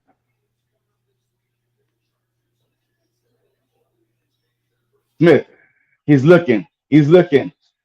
Smith, he is attempting to run. Oh, that's a flag. Where the flag at? Yup, there's a flag. Oh my God, he almost took Smith's head off. What a bonehead play. 1 second left on the clock, and he got a roughing the passer personal foul. Look at this. It's an easy call right there. He's going down. Look, the dude is sliding. That's 15 yards right there. That's field goal attempt at least. Yeah. That was no Yeah. question. That's a flag. Yeah. He ain't even complaining about it. That's how you knew it. He ain't even complained about it. Now that's 15 extra yards, and guess what? Man, they're about to be at least a tip of field goal. They ain't got to use a timeout. All right, this is going to be a long field goal, though, because a 56-yard field goal attempt by Brett Meyer. Jason Meyer, not Brett Meyer. Jason Myers.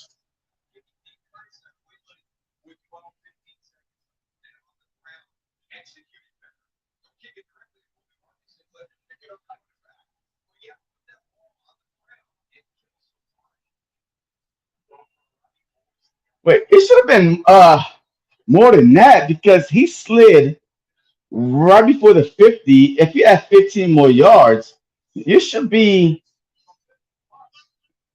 all right. So here we go. 56-yard field goal attempt by Jason Myers. Oof. Here we go.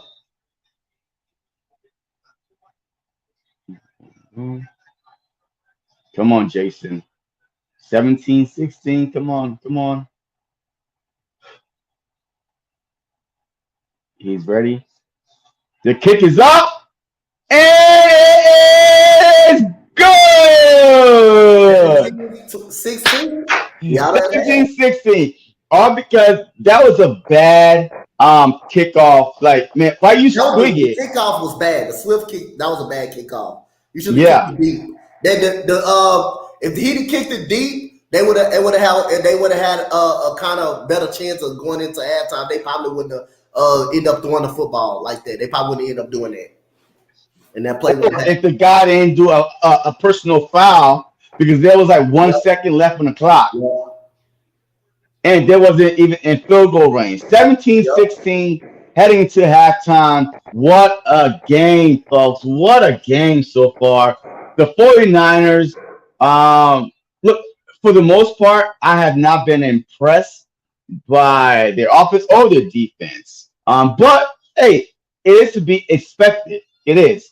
Divisional game, wild card weekend. The other team have nothing to lose but everything to gain, and you have everything to gain. Everything to lose, and everything to gain. You win this, you move on to the divisional round, and you are the favorite. You are the number 2 seed.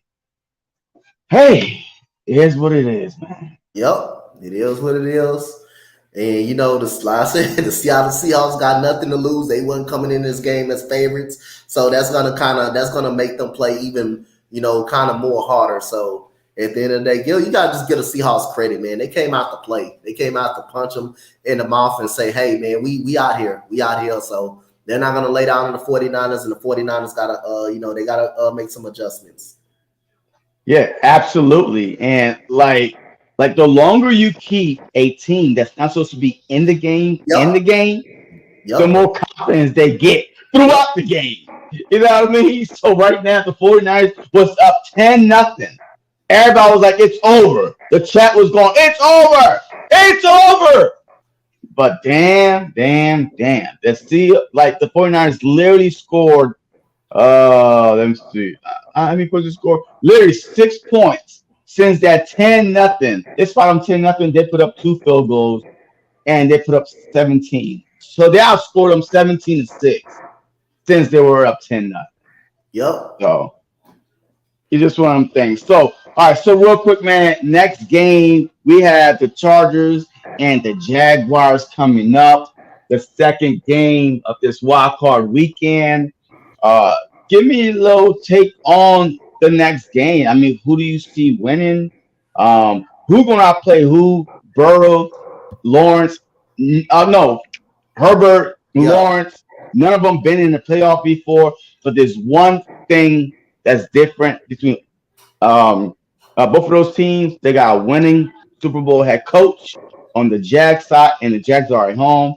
So give me your take on the upcoming matchup between the Chargers versus Jacksonville. Well, yeah. My take on that is, I got the Chargers winning this game, but I wouldn't be You surprised. do? Yeah, I won't be Okay. surprised if the Jaguars also win this game. They could definitely win this game.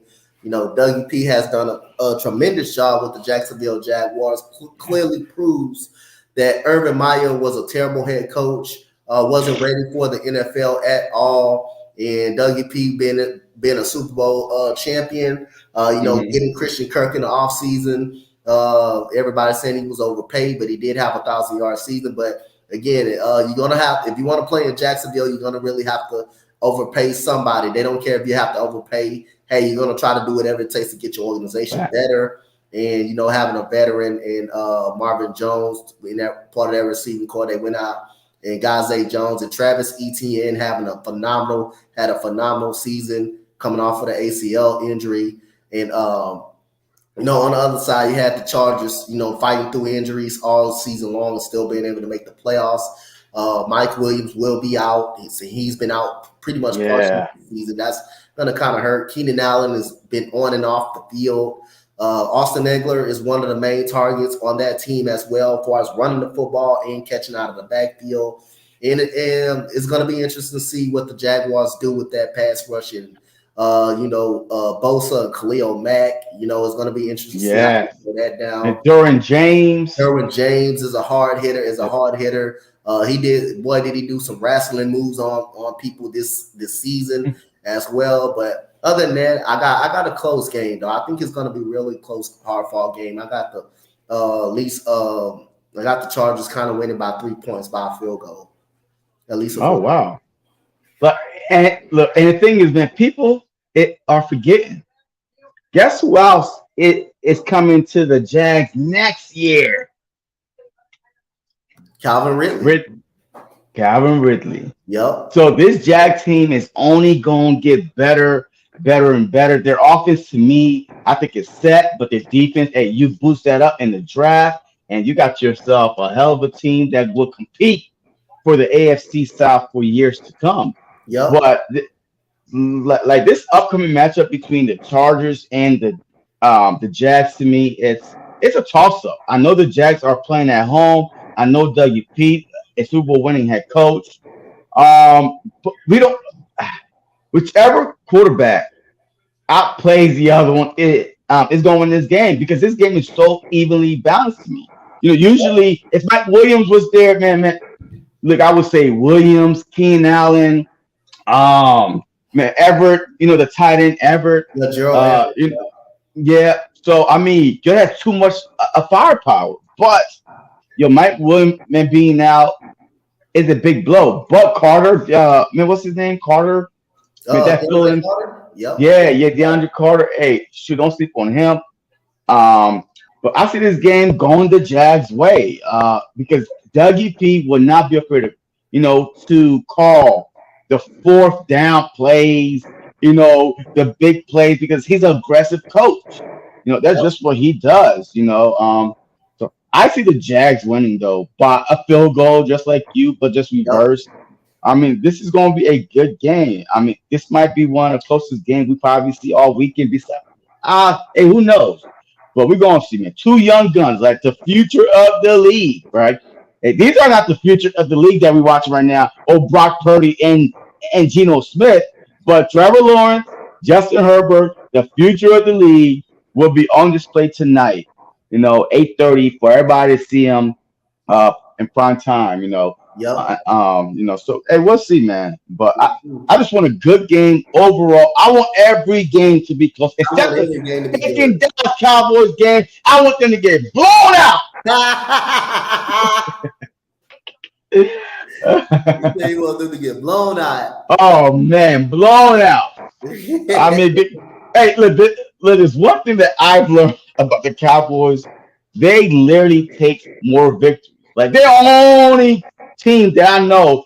Oh man, we almost had them, but we hung in there with them. What? You lost? Get out of here!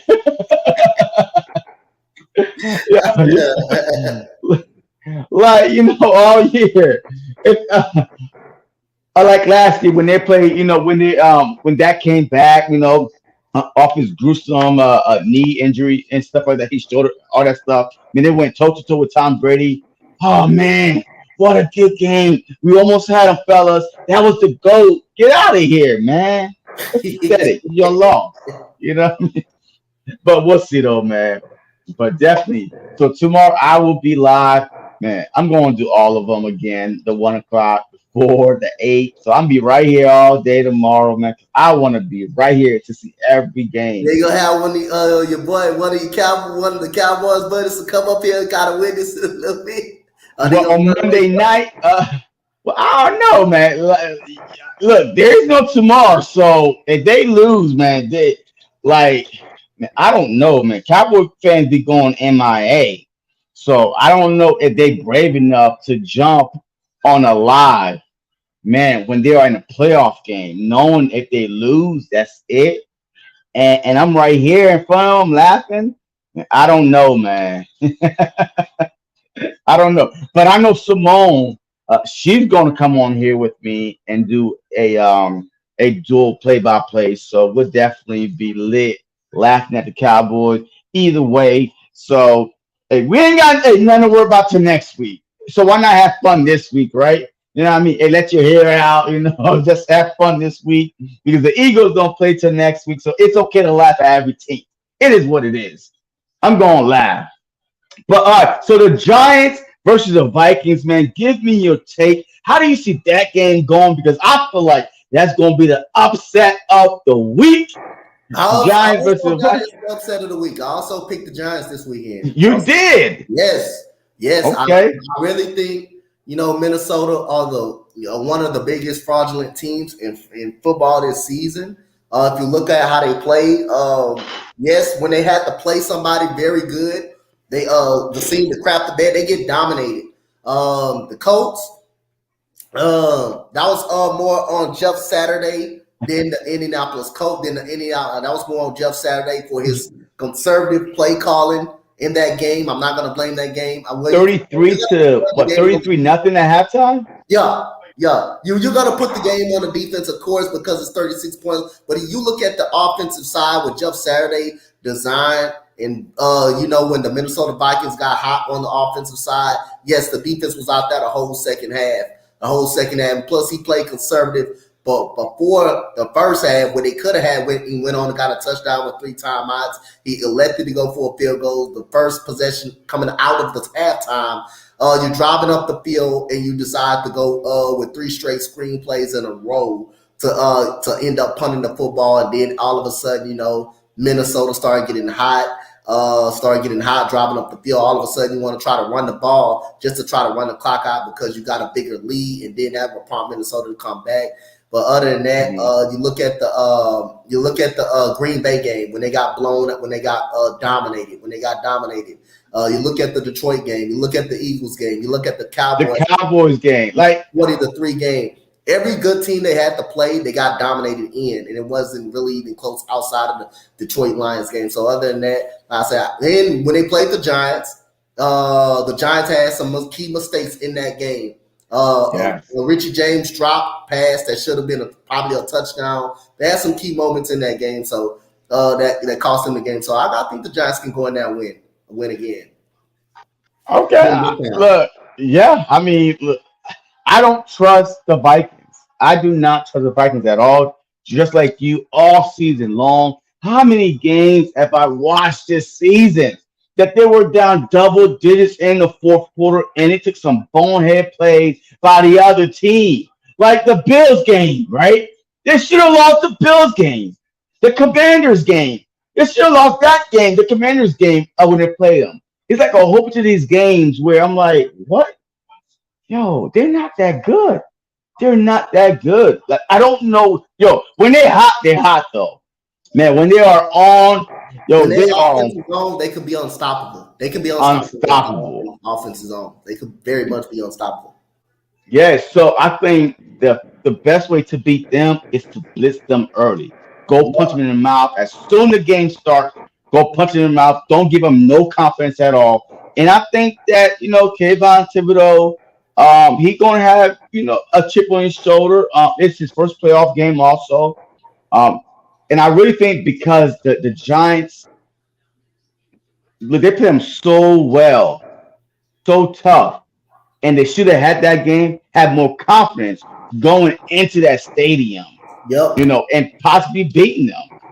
I see that could be the upset of the week, but I will be Yep. right there to see it in person. So, but we'll see, and I will be rooting for the Giants because, all right, as a matter of fact, the Giants, the Seahawks, the Bucks.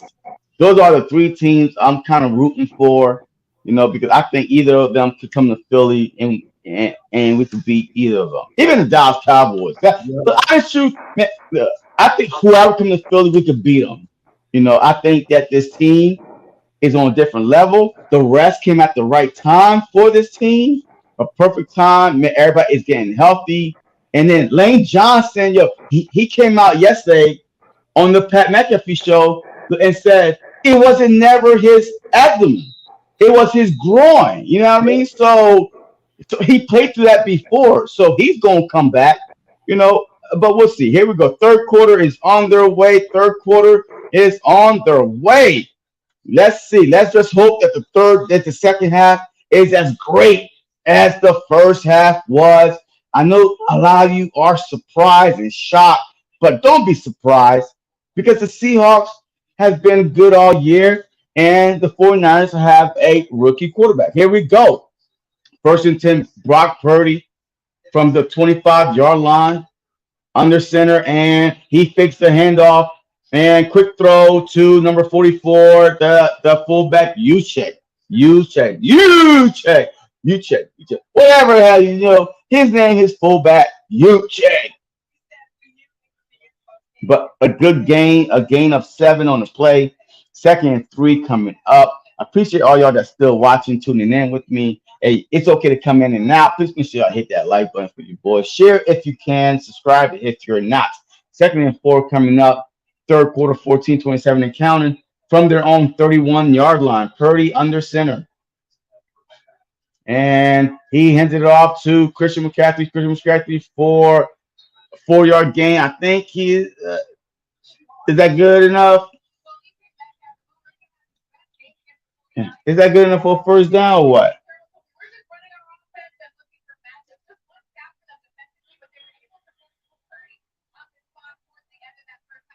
Come on.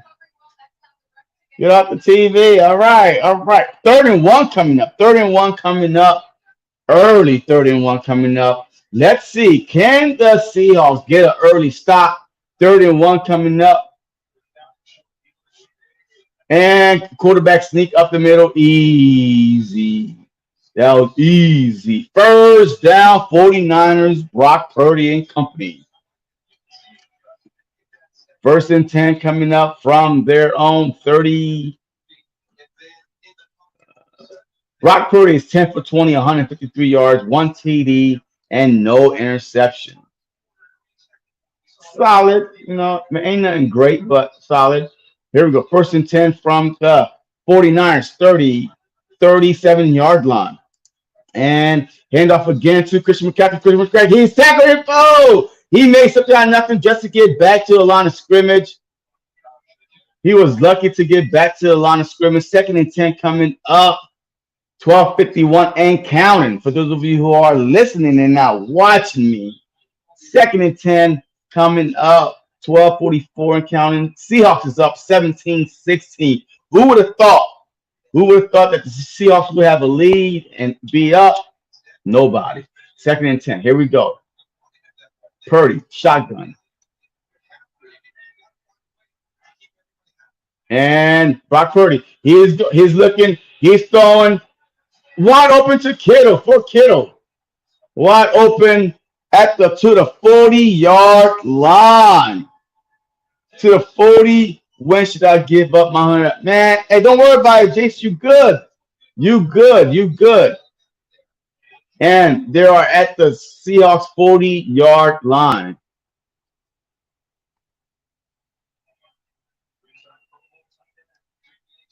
Oh, Kittle. Oh, George Kittle. Here we go. First and 10 at the Seahawks 40-yard line. Purdy. Toss to Elijah Mitchell. Elijah Mitchell up to the right side for a gain of 3 on the play. Second and 7 coming up. Second and 7 coming up.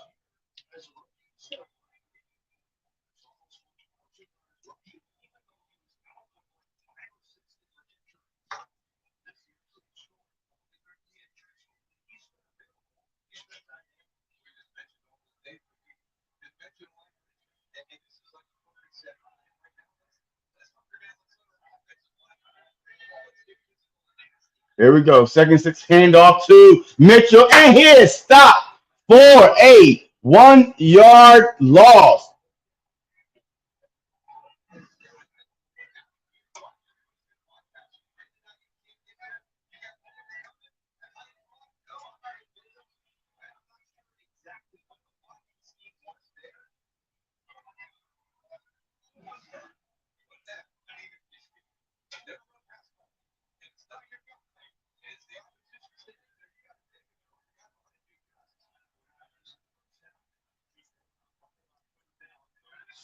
There we go. Third and 7. Third and 7. Purdy. He's looking. He throws. He's caught by Debo. Debo escaped. He's breaking tackles all the way down to the 15-yard line. Wow. What a snag by Debo. Now that is what you call yak. Yard after catch, man. I thought this pass. Let me see. Right there in the prep. Come on, you got to tackle him. Boom. Look at this.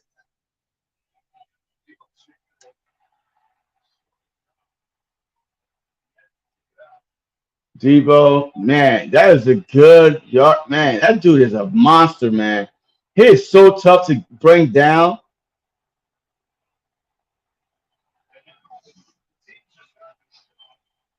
Yo, they are, man. Come on, guys. Man, no unnecessary flags here.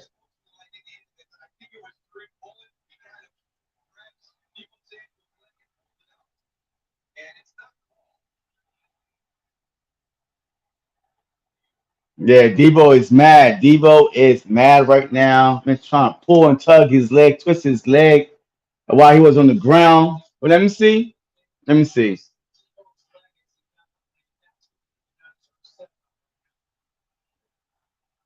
I mean, let me see.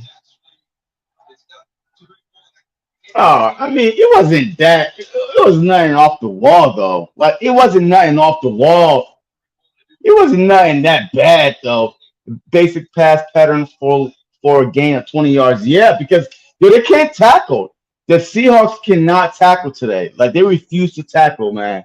Here we go. First and 10 from the 49ers 16-yard line. Not from Seahawks 16-yard line. Hand off up the middle to Christian McCaffrey all the way down to the 10-yard line. Second down. Second and 3 coming up. Second and 3. Yeah, this drive right here got touchdown rain all over it. This this right here got touchdown written all over it. I mean, third quarter 9-17. They are at the 9 yard line, second and three. Purdy handoff to Christian McCaffrey. He's tripped up for a gain of two. Third and one coming up. Third and one coming up.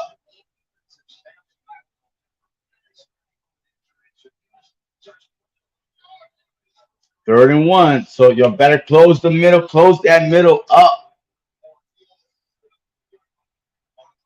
And the 49ers got their big package in it. Big boys in the game.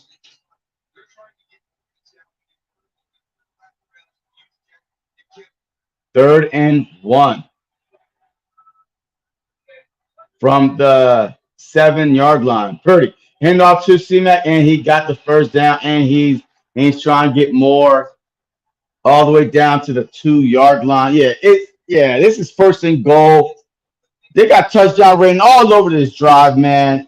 All over this drive. The Seahawks been on the field since the beginning. Since the beginning of the third quarter, and can't get off, can't get a stop, nothing, can't tackle. First and goal from the 2 yard line.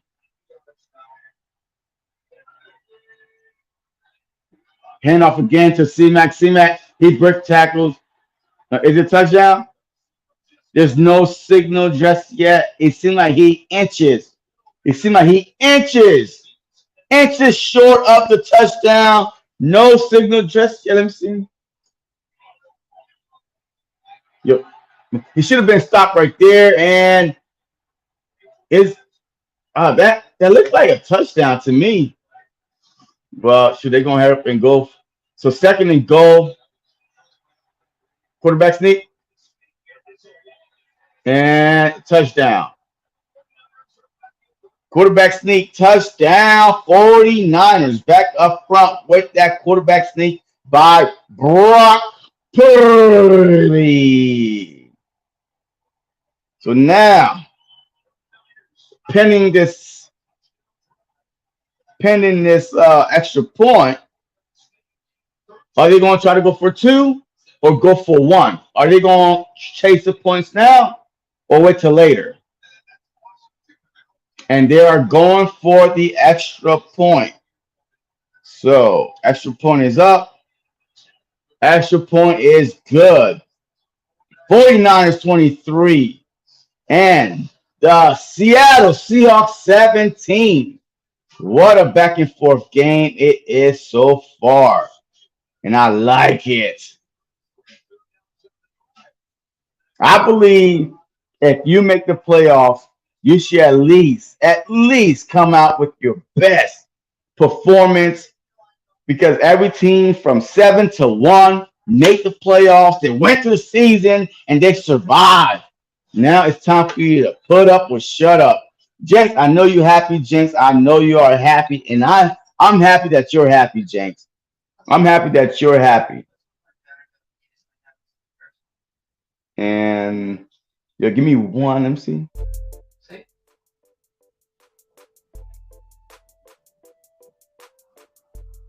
Give me 1 second. I'll be back.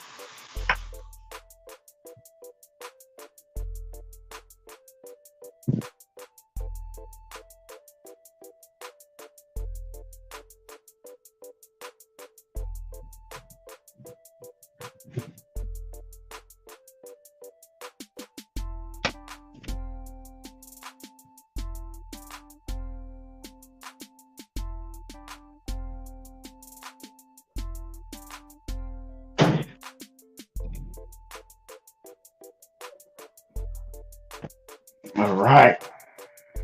I'm back. I am back.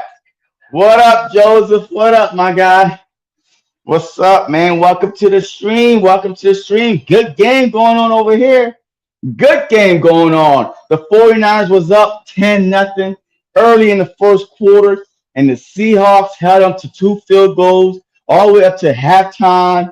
And the 49ers got the ball to start the second half and went down on a 75-yard play drive, 13 plays, 75 yards, 7 minutes and 45 seconds. That's how long that play drive was. Longest play drive of the season, 7 minutes and 45 seconds. Wow. Woo, that took a lot out.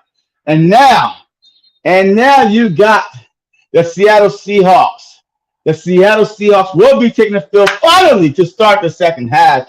What up, number Packer Gamer? What's up, man? Y'all better hope my 49ers don't see y'all in the playoffs. Bring it on. Bring it on, Packer Gamer. Hey, appreciate you tuning in. I welcome all. I welcome all. Appreciate you, Joseph, man, for that $5 super chat, man. Fly, Eagle, fly. And twice on game day. Appreciate you, man. But look, so far, the 49ers, hey, are doing their thing, man. Here we go. First and 10 from 25. Geno Smith under center. He handed off to Walker. Walker for a gain of 2. Second and 8 coming up. But there's one thing I have to say that the 49ers are, yeah, I mean, Kenneth Walker was running all over them in the first half. So let's see how they adjust in the second half to stop Kenneth Walker from doing it again. But this game, look, it was a 10-0 game. Packer Gamer, it was a 10-0 game, and y'all let them come all the way back and take the lead. Here you go. Second and 8, fakes the handoff. Smith, he's throwing wide open to DK Metcalf to the 45, 50, all the way down to the San Francisco 49ers 48-yard line. Big gain on the play. Big gain on the play. I would have played the 49ers in Seattle. Seattle on us. That was no Russell Wilson on us. Not Seattle, Russell Wilson. But man, good play by Geno, keeping his eyes downfield. So definitely, here we go. First and 10, another fake handoff, throw underneath to number 84. A good 4-yard gain. Second and 6 coming up, and that's second and 5 coming up. The Seattle Seahawks are gaining confidence. Ever since the first 2 possessions that they went 3 and out. But besides that, every possession they had after that resulted in some kind of long play drive, a score, and a touchdown, a field goal, something. So second and 5 from the 49ers. Second and 5 from the 49ers, 43-yard line. Smith under center. Smith, he's looking. He got time. What the heck? Come on, Smith, you had time. Why you panic? Why you panic? You had time. You could have ran that. You probably could have run that. The 49ers are on upset alert. Man, they had time. Yo, Geno, you got time. Geno, he panicked. What the heck was that? Third and 5 coming up. Third down. Here we go. Third down. And it seems like that the Seahawks are going to call timeout. Why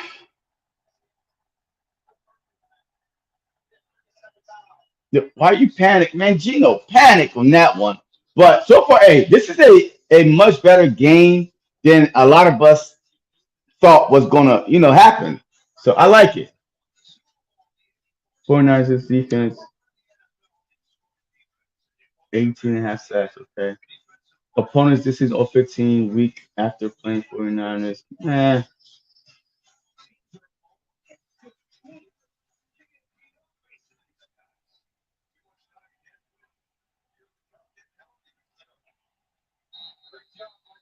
Third and 5 coming up. Third down. Here we go.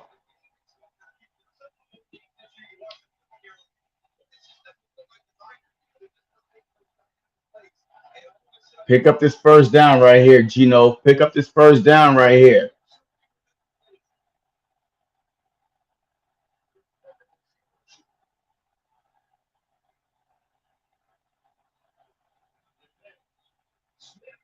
Wide open, first down. First down to Lockett, first down. Woo! That was good. Good throw, good catch, good play design. Good throw, good catch, but good play design by whoever is putting the plays together. And down to the 49ers 36 yard line.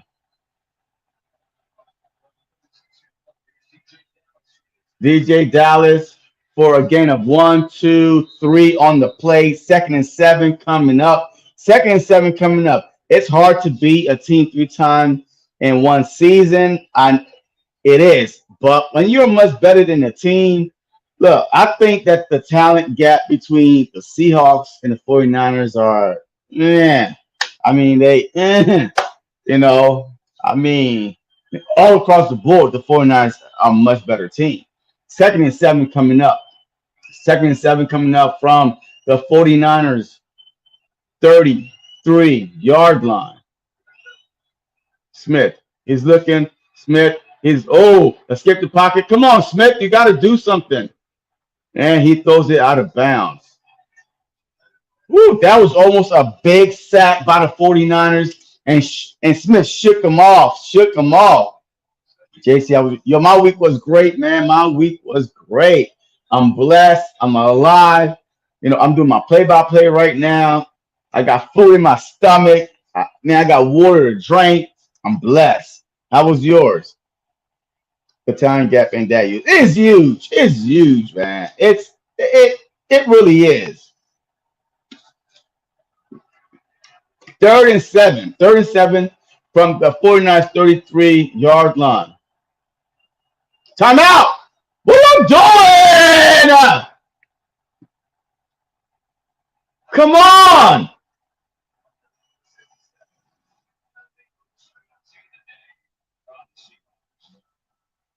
Bro, what are you doing? Now it's third, and now it's third and 12.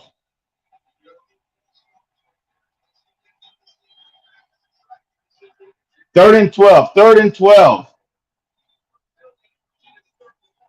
I work 80 hours. What in the world? That's crazy. Third and 12. Here we go. Smith is looking. Quick throw. DK. Oh, he balled that toy. Oh, my God. What a catch by DK. Oh, my God. Yo, it was a quick slant. MC. Boom, boom. A quick slant. He bobbled it, bubbled it, boom, and it caught first down Seattle. Woo, woo, woo. Good concentration. Good concentration by DK, man, because he was about, oh my goodness, good concentration. Here we go. First down at the 25 yard line of the 49ers. Smith, he's looking. He throws to Lockett, first down. Another Seattle first down. Your DK is a beast. I know. Like, it's hard to keep your concentration, and then you see a guy coming, about to lay you out. Wow. First down. Here we go. Geno Smith and the Seattle Seahawks are at the 49ers 15 yard line. Smith, he handed off to Dallas. Dallas died for like a yard or two. So if Seattle wins, we play them. Yes, we automatically play Seattle if they win because they are the lowest seed, the lowest of the lowest seed. So we will play the Seahawks if they do win. We either going to play the Seahawks, the Giants, the Cowboys, or the Bucks. Those are the 4 teams that we could possibly play. We can't play the Vikings, of course, they play tomorrow, and we can't play the 49ers because they're 2 and 3. So we play the lowest seed remaining, so we will see. But this game is pretty good. If the Seahawks could punch this in right here, and go up 24-23, the pressure shift back to the 49ers and old Brock Purdy and company and see what happens.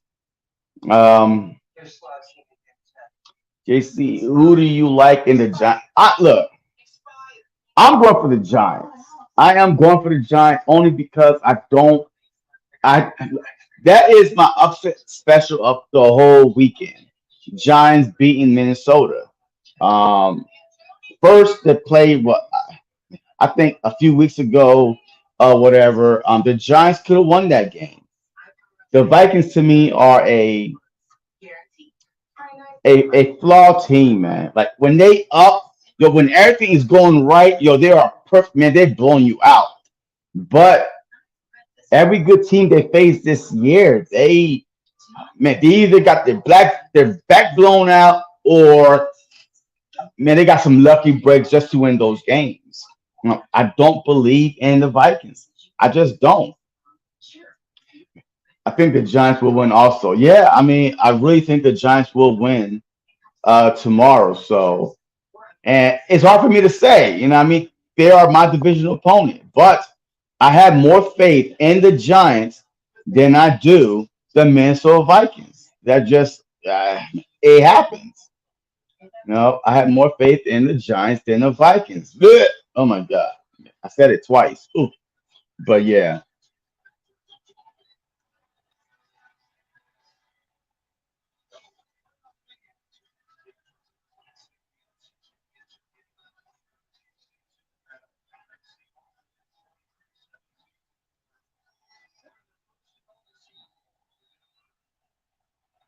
there you go. Third quarter, 2:57. Third quarter, 2:57 remains second and nine. Second and nine. The hole is wide open up the middle. Gino, get it and go. Quick throw, and down he goes. All right, a good 7-yard gain by Tyler Lockett. There's a flag on the play. Who's the flag on?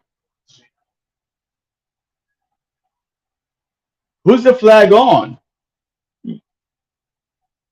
The throw was so quick. Who the flag on? An eligible man downfield. How come on, refs? Yo, he just grabbed it and threw the ball.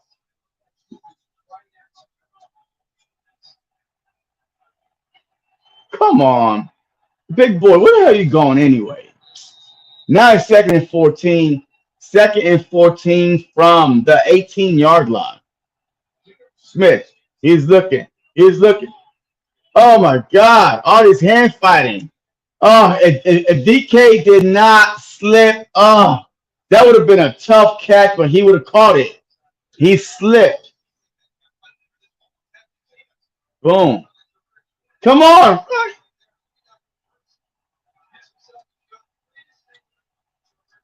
All right, so third and 14, man.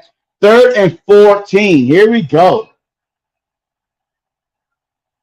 They are in field goal range, so there's no need to do anything stupid here. There's nothing open. Just throw it away. Third and 14. Smith. He fumbled the ball. God damn it! And then the 49ers get it. See? What did I just say?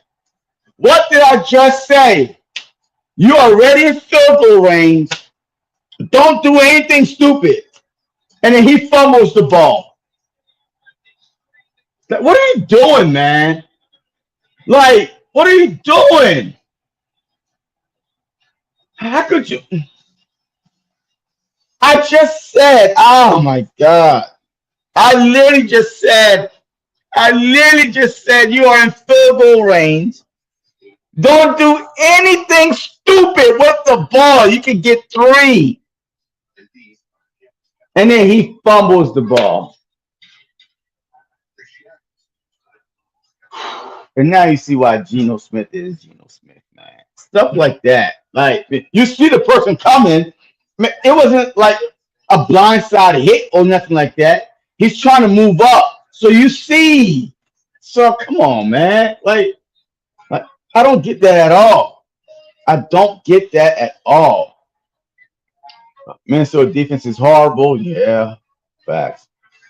I like Jacksonville tonight. Me too. I'm definitely going for Jacksonville. They have called that a lot this year. I'm definitely going for Jacksonville tonight. I will be live doing that play-by-play. So, am I muted? No, I'm not muted. Wait, hey, hey, could y'all hear me? Oh, no, no, no. Yes, you're my bad. But yeah, all you had to do, all you had to do was even if you got a sack, man, hey, your kicker hit a 56 yarder to go into the half. Don't fumble the ball, Gino. Like that is crazy. I put 100 on 49 in Jacksonville tonight. Yeah, I mean, oh, on Jacksonville too. Okay, so you are going for the Jacks. Oh, Dougie P and Dougie P, I trust. Man, that is so deflating for a team. Man, you right there. At least get 3 points, and now you're down by three. But you couldn't even get that because you fumbled the freaking ball. Like, yeah, that's all right. So now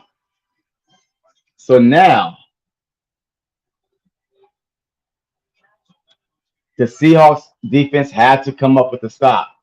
They had to come up with a stop. If they let, the 49ers go down there and put up another touchdown, this game might be over. Here we go. Here we go. So first and 10, after the costly turnover by Geno Smith, Brock Purdy, he's looking wide open to Debo Samuels, and he's down. First down, 49ers.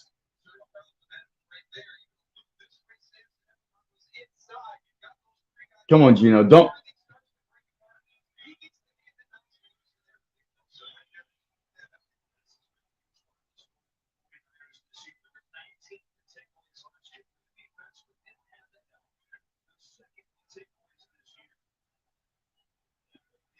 First and 10. First and 10 from the 40-yard line up the 49ers.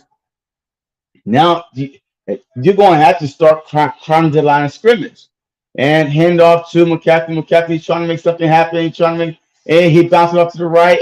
He missed tackling are killing. Missed tackling are killing the Seahawks right now. Missed tackling are killing. What's up, Ted, man? Welcome back. I'm still here. Come on, Seahawks. Yeah, it's not looking good, man. How are you? All right. So yeah, the Seahawks cannot tackle, man. They can't. They refuse to tackle, or are scared to tackle, or can't tackle. Something is not happening right here. Second and one, third quarter, a minute remaining before we go into the fourth quarter. Third and one at midfield. Purdy, another handoff to Christian McCaffrey. McCaffrey up the middle, big gain all the way down inside the 40-yard line of the Seahawks to the 39-yard line. To the 39-yard line. Appreciate all y'all that's tuning in, man. Please make sure y'all hit that like button for your boy. Hit that like button for me, man, if you haven't. Appreciate you.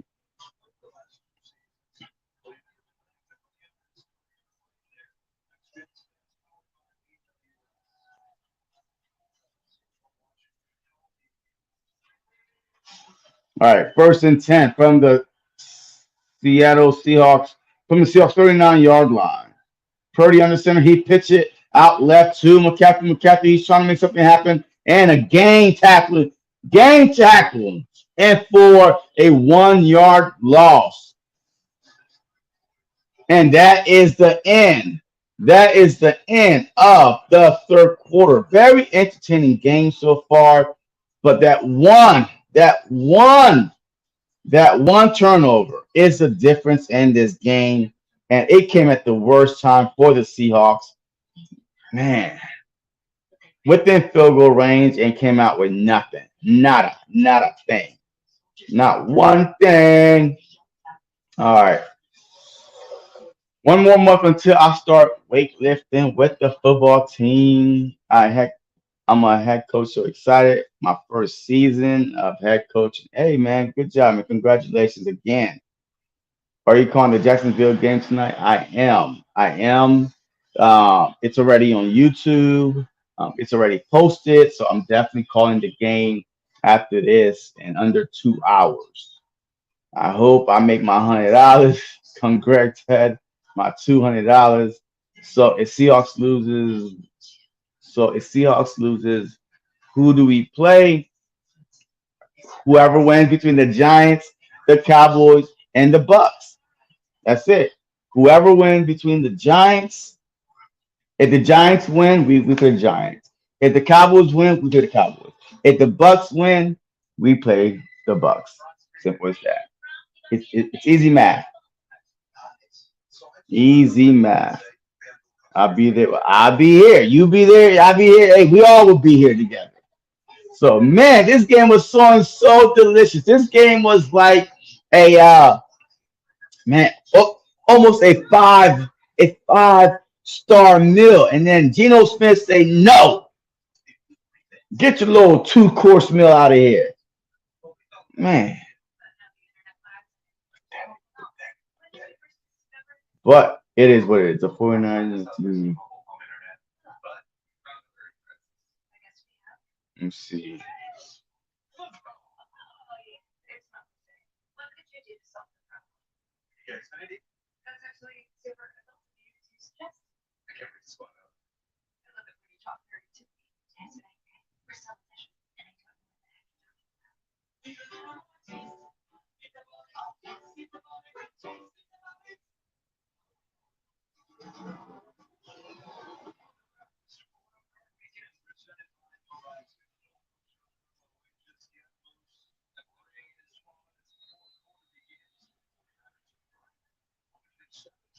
All right, here we go. This is the fourth quarter.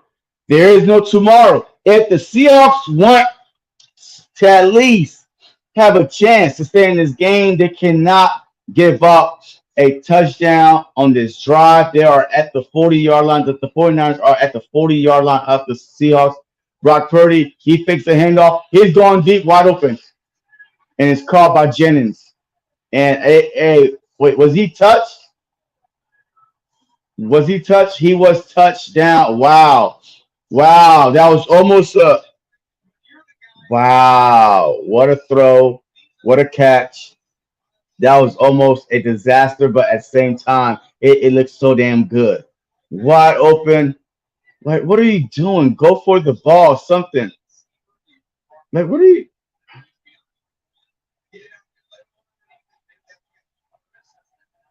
y'all doing? So it's first and goal at the Seahawks 7-yard line. Purdy. He's looking. What the hell is that? Incomplete. Second and goal. If they hold them to a field goal, the Seahawks will only be down by 9. But there is no 9-point scoring game out there. There's no 9-point scoring play out there. So they're still going to need to stop them and get the ball back. But first, they got to stop them, hold them to a field goal. Second and goal. Second and goal from the 7-yard line. Seattle, tighten up. Tighten this defense up. Take the handoff. Tighten it up. He's in trouble. Wide open backside. Wide open backside. Wide Elijah Mitchell. Wide open backside. There's nobody there. This is game. The game. That's game. Touchdown. That is game. I think that is game, man. Because the Seahawks, man, I have no faith that they can score that quick. And now they will go for 2. Wide open backside. There's nobody there. Nobody. Nobody there. Nobody. Nobody.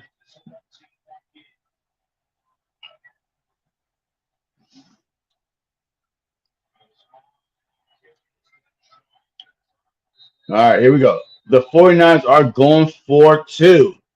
They're going for 2, trying to make it a 2-touchdown game. And fake the handoff. And it's caught by George Kittle. And it's 31-17. 31-17.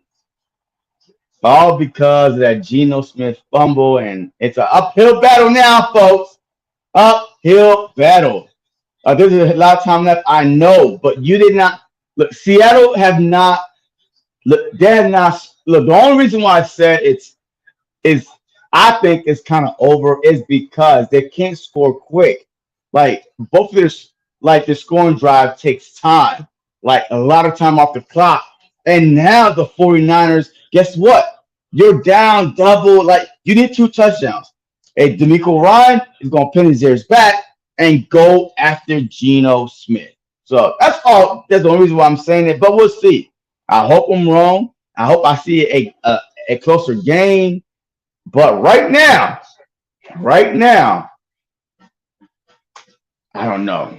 I mean, is Geno Smith going to be gunshot? Are they going to let Geno Smith cook?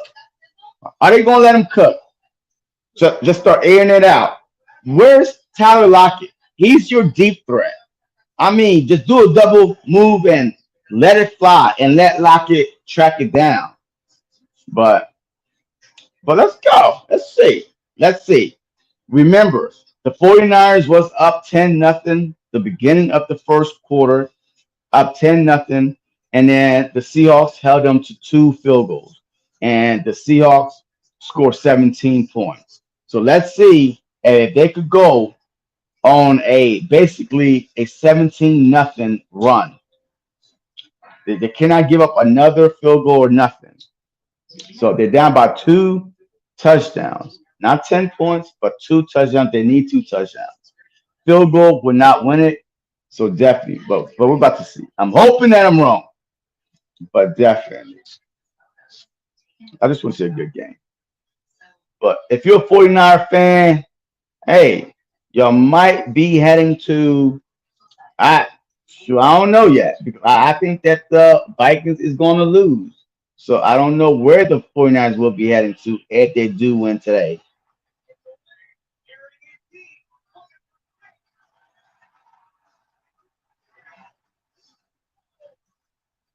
Yeah, like somebody put on Twitter, the Seattle Seahawks just doesn't have the defensive personnel to slow down the 49ers. Their only hope was to play mistake-free football and score every drive. That Geno Smith fumble essentially lost them the game. And I agree with that statement. Like they don't have the firepower to match. You know, hey, we'll see. Here we go. They're taking it out to the 10, and he is tackled at the 18-yard line. And that is where the Seattle Seahawks will begin. Yeah, that fumble.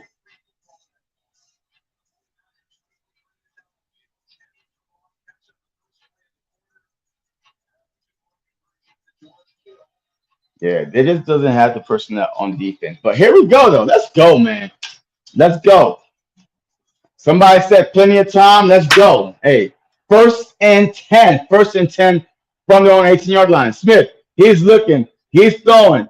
And it's caught by DK Metcalf. Get off his back. Get off of him, number 7, Ward. Get off of him. Let's go. Hurry up offense now because you're going to need as much time as you can because the 49ers like to run the clock, run the ball. So let's go.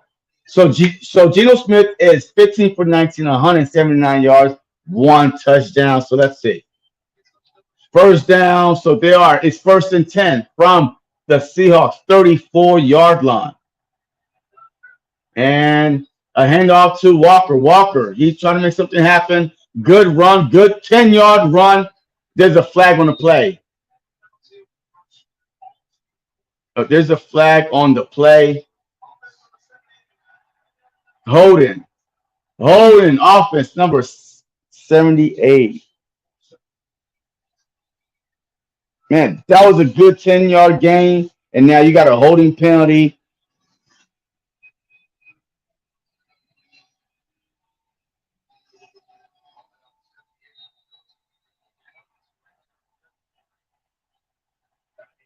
All right, here we go. Now it's first and 20. First and 20 now at the Seahawks 26-yard line. But don't panic, though. Don't panic. Oh, my God. False start. You come on, 67. Yo, the Seahawks are coming apart right before my eyes. Now it's 1st and 25. I appreciate all y'all that's tuning in. Tuning in. Please make sure y'all hit that like button for me. And if y'all not subscribed, make sure y'all hit that subscribe button for me. That's all I'm asking. Fourth quarter, 12:56 and counting. Let's go. 1st and 25. Wait, is there another? What's going on here?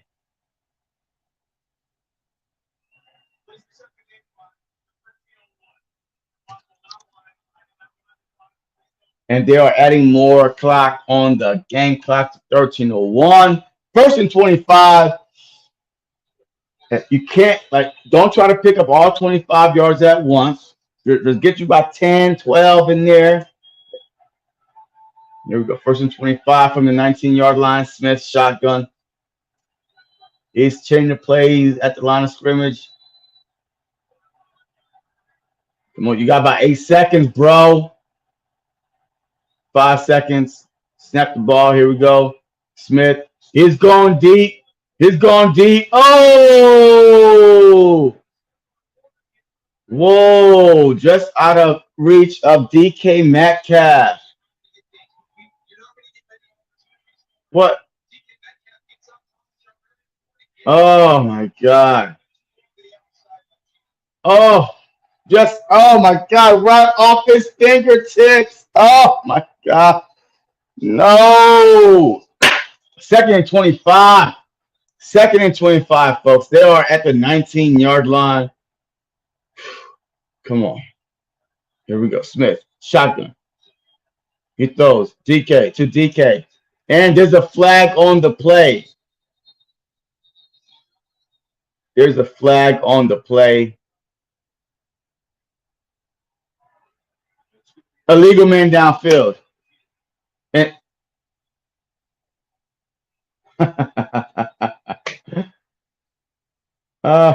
what is it? Ineligible man downfield. What's up with these ineligible man downfield calls? It's the same guy. It's the same guy. You gotta be kidding me here.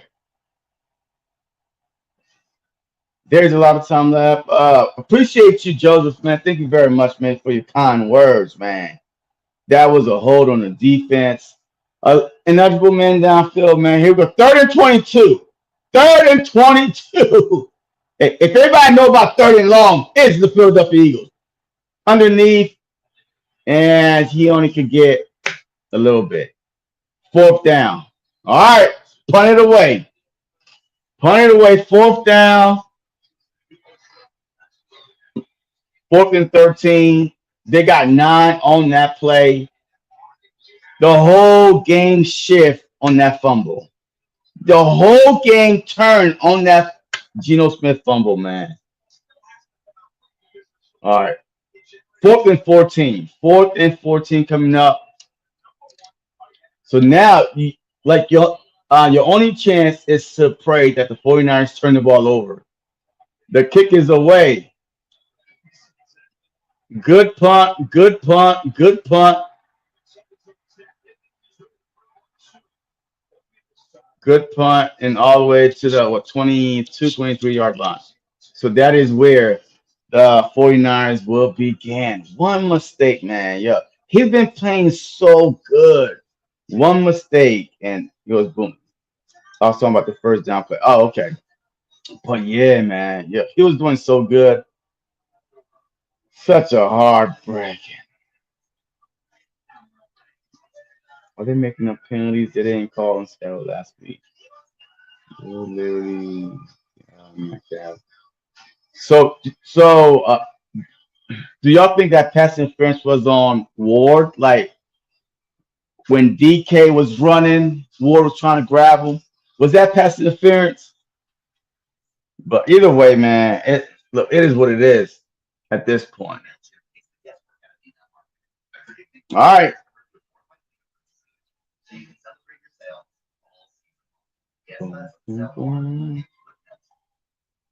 Yeah, Devontae Smith couch. Yo, this is so funny right here. Hey, Devontae Smith just chilling. Let me see.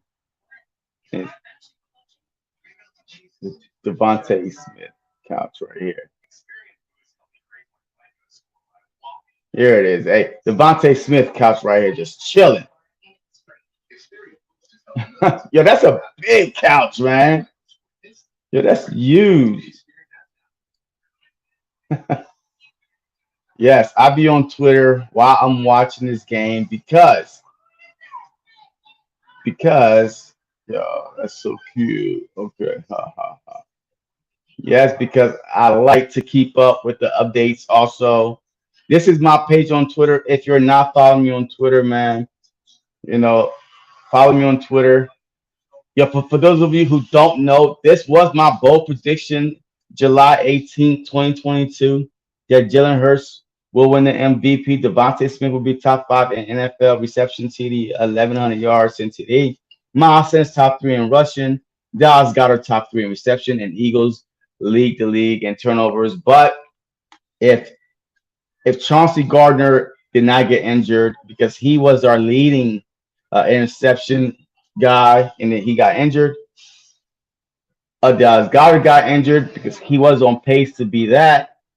When my center surpassed this, Devontae Smith is at 11 something, but he's only got, I think, 7 touchdowns, so he's three short. And Jalen Hurts was on the verge of winning MVP if he did not get hurt. So, you know, I had faith in the Eagles before a lot of you did, but it's all right. It's all right. So here we go. Handoff goes probably 2 yard gain. So the 49ers game plan is this. They're going to run the ball, run the clock. That's it.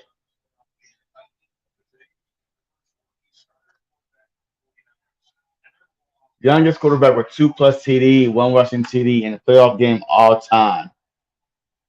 There we go. 2nd and 8 coming up. 2nd and 8 from the 49ers, 25.5 yard line. He fixed up wide open. Every time he throws the ball, Debo to the 45, 40, 35, 30, 25, 15, 10. Touchdown 49ers. Oh my God. Oh my God. 74 yards. Wow. That was like literally a 5 yard throw. And then Debo made the rest happen. Wow.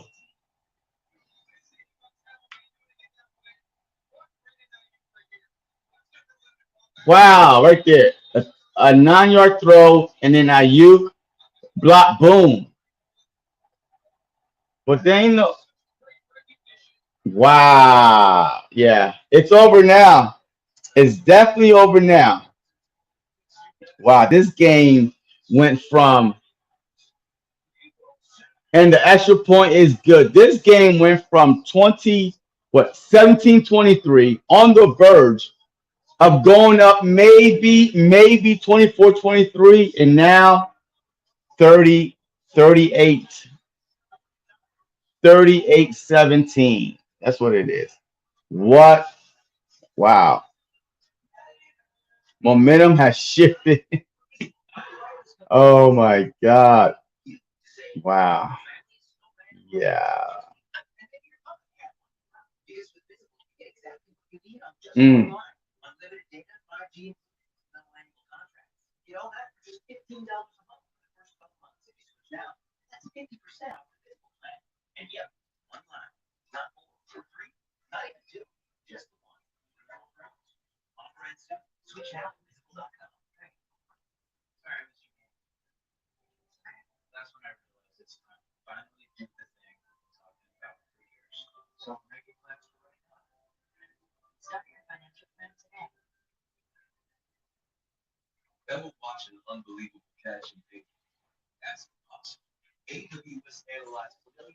Yeah. Mm. Wow. That went from, yep, you got it. Let's go. I got my 100. Yeah. Yo, this game, yo, imagine like probably like 10 real minutes ago, live minutes. This was a 23-17 game. The Seahawks was basically knocking on the door to score a touchdown. Boom, they got to hold in. Boom, they're pushing back. Don't turn the ball over. You could get a field goal to make it 20-23. And then turnover is over. And turnover, and then you got touchdown, touchdown, and it's a wrap. It's a wrap, folks. It's a wrap.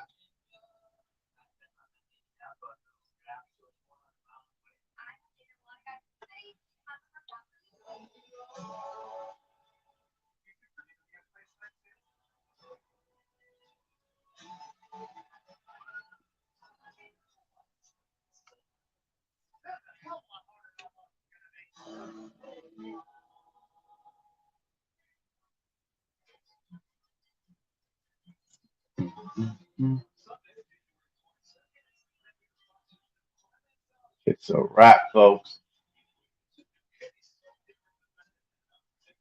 I'm starting to get hungry. I'm definitely gonna eat before the next live. I'm definitely gonna get me something to eat. Here we go. So there's so much time remaining. Yo, there's 10 minutes and 51 seconds remaining.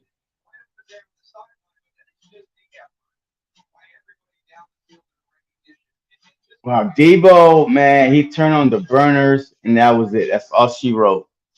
That's all, folks.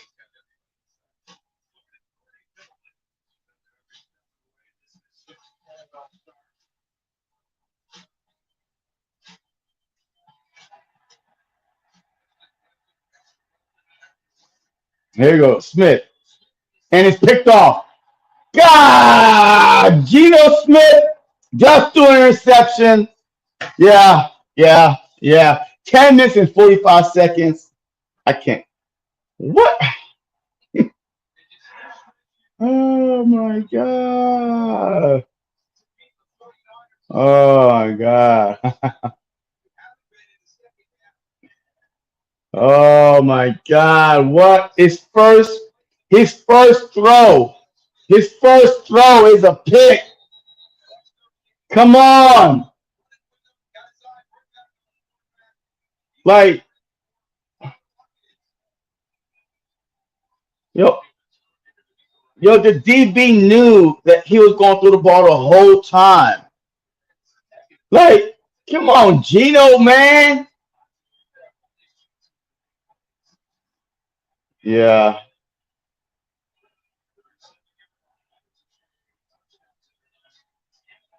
Hand off to Elijah Mitchell. Elijah Mitchell, no gain. This is a 21. Let me see. Yeah, a 21-point game. At one point, believe it or not, the Seahawks had a 1 point lead coming out the third quarter. 17-16. At one point now. It looked like a long, long point ago. Long point ago. Good love. So second and 10 from the Seahawks 37-yard line. Purdy under center. And pitch it to Debo. Debo. Why is Debo still in the game? I don't know, man. Y'all need him. Take Debo out the game. Y'all up 21 with 9 minutes and 55 seconds left. Take Debo out. Take Kittle out. Like, take those guys out. Like, you don't need, like, you're already in field goal range.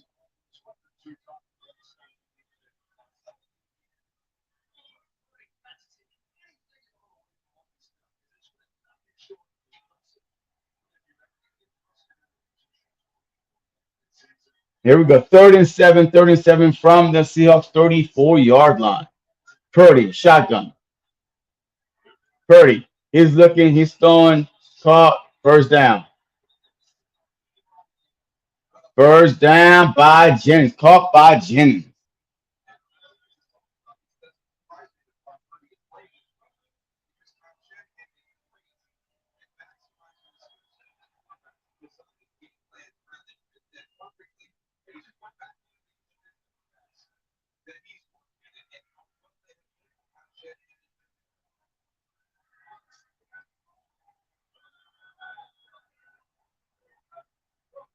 Man, like this has been like, man, I'm like over here speechless. Hand off to Mitchell for a loss of two. So second and 12. Look, man, they're not trying to throw the ball anymore, man. They're just trying to get out of there. Why is Debo coming back in the game? I don't understand that.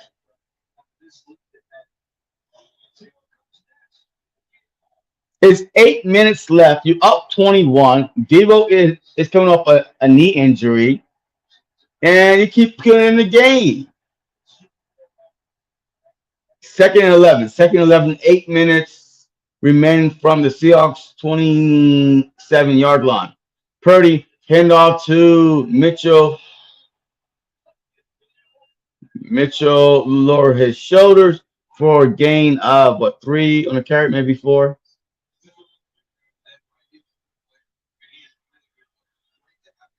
So third and six coming up.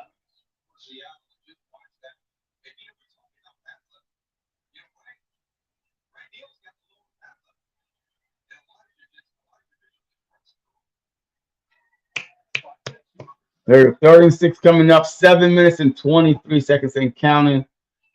All right, so they're definitely in field goal range. So let's see. Purdy, shotgun. And handoff to Christian McCaffrey. Christian McCaffrey at the middle for a first down. First down, 49ers. Yo, this was crazy.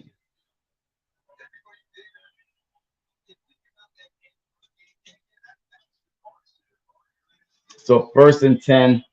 Fourth quarter, 38-17. At one point, this was 17-16. And in a blink of the eye. In a blink of the eye, it seems like it went falling down. What's up, Richie? Pay the man, Jalen Hurts. Ness, thanks. All right, thanks. Appreciate you. So thank you for tuning in. Make sure you hit that like button now. Appreciate you, Richie. But yeah, man. So like one bad mistake, one bad mistake by Geno Smith just started this whole downward spiral. One, a fumble, and the whole game just unraveled.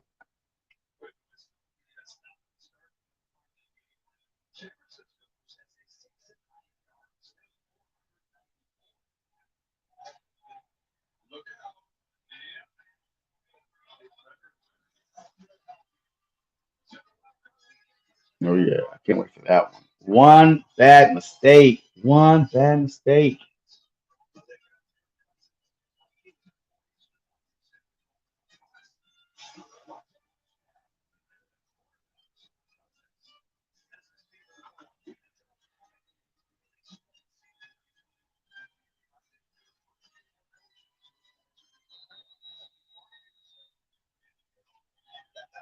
So after this game, I will be doing the play-by-play tonight. So make sure y'all tune in for that. So first and 10 from the Seahawks 14-yard line. Purdy under shotgun. He handed off to Mitchell. Mitchell for a gain of two on the carry. So second and 8 coming up. Tick, tick, tick, tick, tick, tick. 6:24 and counting.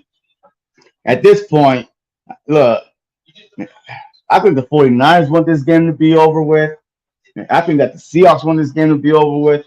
I think that we all want this game to be over with and start the other game already. Because the other game tonight, Jacksonville, yeah, Jacksonville and Chargers is going to be a game. The Seahawks got the Broncos' first round pick. Geno could beat Philly backup. I like that backup idea though. Yeah, that's a good backup.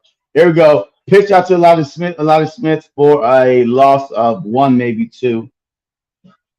So third down coming up, 5:44 and counting.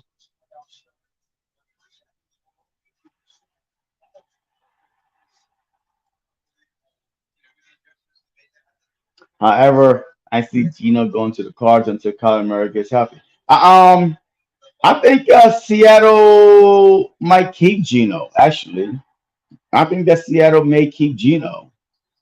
I don't know what his contract issue is like, how many years he got left, if he a free agent or not. But I think that Seattle might keep Geno. 3rd and 10, another play action. Purdy, he's looking. Purdy's looking. He's trying to make something happen. Purdy throws and complete.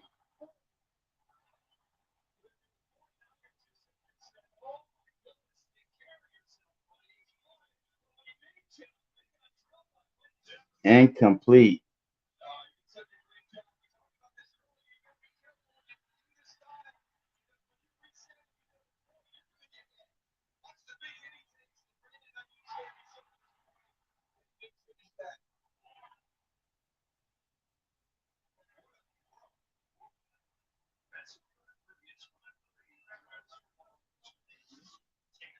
And it's going to be a 31 field goal attempt. The kick is up and the kick is good. 41-17. That is a massacre. 41-17. Man, so look, yo, that shows you how quick things could unravel in the playoffs. That shows you how fast things could go from, woo, this might be a good game, 17-16. The Seahawks are hanging in there, man. Underdog, woo! And then it's 41-17.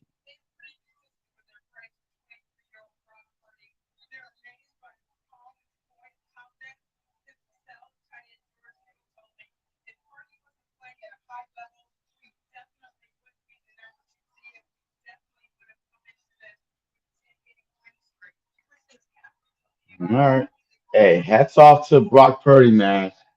But I want to see him go against a real defensive front because he really ain't had been touched the whole freaking game. Like he hadn't been touched the whole game at all. Like, he had all the time in the world back there to do whatever he wanted to do. There we go. See, Seahawks will start from their own 24-yard line.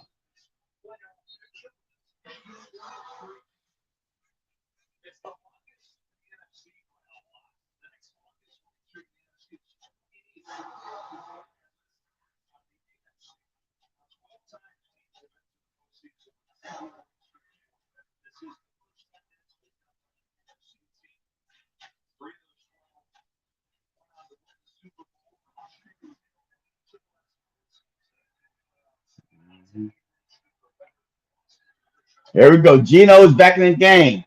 He's looking. He throws it underneath to Kenneth Walker. Kenneth Walker, there's a flag on the play. It might be what? An eligible man downfield. Watch. 1741, I know. And only if Brennan would have made that catch, yeah, it would have been 40, 45. Yeah, like, yeah, 45. Yeah. And the eligible man downfield again. It's the same guy. It's the same guy. But it is what it is, man. So perk her up, everybody. Perk her up.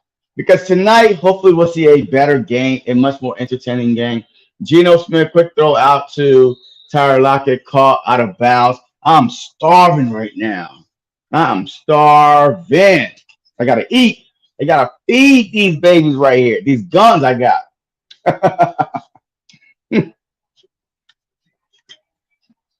Here we go. 2nd and 9. 4:39. Just let the clock run at this point. Gino, he's looking. He's looking. He's running. He's running. First down. Out of bounds. Stay in bounds, man. Debo is him. Absolutely. Yeah, absolutely. Without Debo, this team is not going anywhere. They need Debo.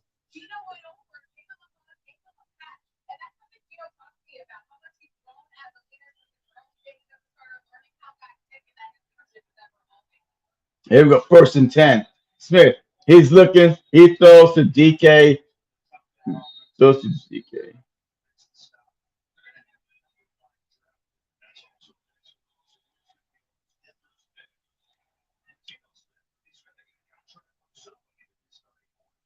So yeah, Geno Smith is a free agent after this. So they're talking about it right now. The Seahawks had the number five pick. I mean, they are going to be quarterbacks available at the number five pick. So handoff to Kenneth Walker. Kenneth Walker first down. So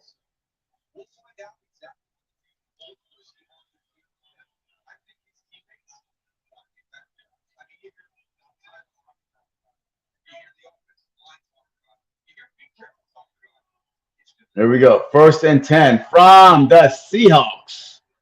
From the Seahawks 44-yard line. Smith, he's looking, he throws it underneath to number 84. At this point, man, this is going dick and dong down the field. Not really. What? Well, not really what? MC Debo just put Chris on the pizza. What did I say? This team ain't going nowhere without Debo. Like, should they need Debo?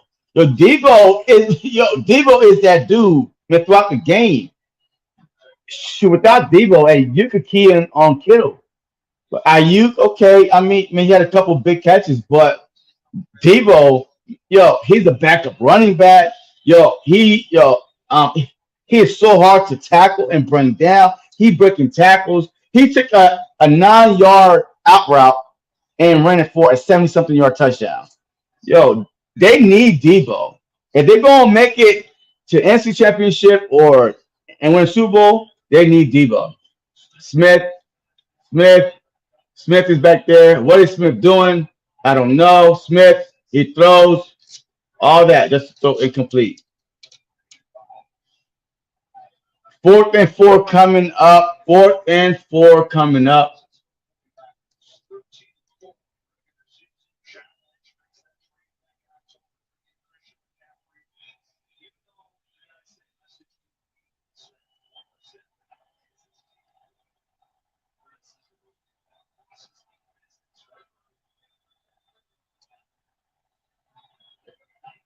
There you go. Smith is looking, throws, first down. First down. Let me see. You're right, but C-Mac also helped Kittle and IU. I mean, I hear you, but as a receiver, um, as a dual threat all over the field, as a gadget guy, Debo is that dude. Um, I mean, if I had to pick between Debo and C-Mac, I'm picking Debo because Debo could also run the ball, but he could also burn you off the line of scrimmage. Run your quick slant, make a man miss for a tackle, and gone. So yes, they are. But if you have Debo on that team with C-Mac, with Kittle, that offense is very, very explosive. The only way I see you beating the 49ers is if your defensive line could get to this young quarterback. Purdy had all day back there. He's still back there smoking, eating. He barely got sacked at all. He might have got sacked one time because of his fault. But besides that, he wasn't touched at all. The Seattle defensive front, they're not that good. That's why they couldn't get through the line of scrimmage at all. The 49ers just have great weapons, and they also have a great line. C-Mac can do the same. Okay, all right, okay. If you say so, but I guess you didn't see Debo go to Dallas last year and beat Dallas as a running back, as a wide receiver without C-Mac. But okay. And Kittle was there. Ayuk was there. But all right. Okay. Got it. But yeah, so second and goal.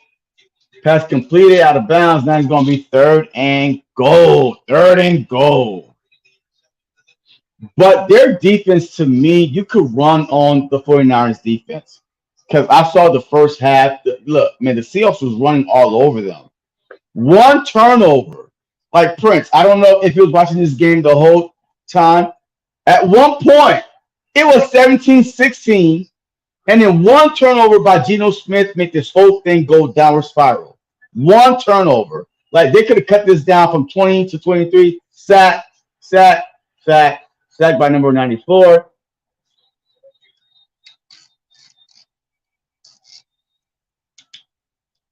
Sack.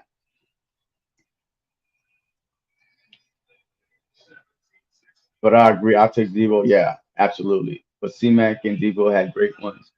Yeah, that's true. If we're a much better team than the Deadhawks. Yeah, I mean, well, definitely. Yeah.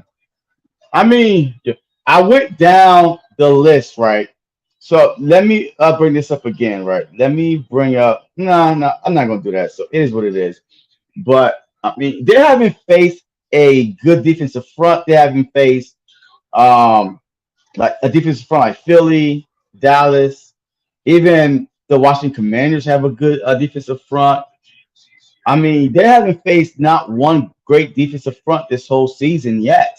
So that's why I'm anxious to see will this young kid and Brock Purdy have all day to sit back there and take his time like he did today. Today was a bad he tore the Seahawks up. He had so much time back there, it wasn't even funny. From the time they say go, he wasn't getting touched at all. So, but yeah, it's gonna be an interesting matchup. I don't know who they're gonna play next. Depends how this whole thing unfolds tomorrow, but definitely, I wish Lions would have made it. I want to see them and their potential. Oh, you know what? If the Lions, oh yeah, you know what? The Lions would have look. The Lions would have been a better matchup than the Seahawks because the Lions have a defensive front. This guy named Hutchinson that could get to the quarterback. So that would have been a great test for this young guy. I forgot about the Lions, man. There would have been a better matchup for the 49ers than the Seahawks. So, yes, I agree. But I agree, you got to be on point. You can't make mistakes. No, one mistake. One mistake. It was 3rd and 14, field goal range, down by 6, and fumbled the ball, and that was it. Um, I would love to see Brock in a shootout with a good quarterback like Hurts. He won't be in a shootout because he won't have time to throw the ball and be in a shootout. He won't. He won't be in a shootout. I I want to see Brock against a good defensive front. Did he go from a fumble, then an interception? Yeah, like it was just a downward spiral from then. Like, man, Gino been good all season, but man, this is a bad way. Like, this is a bad way because he is a free agent after this. But man, golly. And yes, I agree. A lot of missed tackles. The Seahawks can't tackle for the whole game. Missed tackles. Your Devo, missed tackles on Devo, missed tackles on C-Mac, missed tackles after missed tackles on Kittle. I mean, it is a bad tackling. Man, this is a bad defensive team that we're watching and tackling wise today. So, but here we go. 4th and goal. Smith, he's looking, he lopped it, and this flag throw. And now they want to throw the flags on the 49ers. Now it's going to be 1st and goal. Oh, man. But I do appreciate all y'all, man, that's watching, man. Please make sure y'all hit that like button for your boy if y'all haven't. Appreciate y'all, man. Thank you for all y'all support. But, man, all right. Look, if I'm the Seahawks, man, look, I'm taking a knee, man. I'm like, all right. Look, let me go home. We have to watch Purdy dump off throws if the Niners play us. Yeah. Yeah. I mean, that's right. He played great for a rookie, for a the last pick in the NFL draft, Mr. Irrelevant. He played an awesome game. All right. The Seahawks gave him some opportunities, and he took advantage of it. Let me see. You think the 49ers could do the same to Philly? No. No, no, no, no, no. No, no, no. No. Absolutely not. No. Nope. I watched the 49ers like Kenneth Walker almost like was getting whatever he wanted. Like, without the dual threat of a Jalen Hurts, Miles Sanders could do that. And then you throw Jalen Hurts in there, and now you're gonna make Bosa decide, hey, you know what? We will if we play the 49ers, we gonna treat Bosa like we did Michael Parsons. Run his way, throw his way. You know what I mean? Just take him out the picture. And but with Lane Johnson, I know that Lane Johnson is not 100% healthy, but Lane Johnson could, I'll put my money on Lane to at least handle his business. So, and touchdown Seahawks, the 2 points conversion is no good. It's 23-41. I guess make it, reasonable. 23, 23-41. Here we go. There is way under 2 minutes. Hope this Jacksonville game is way better. It should be. It should be. Yeah. So I will be here.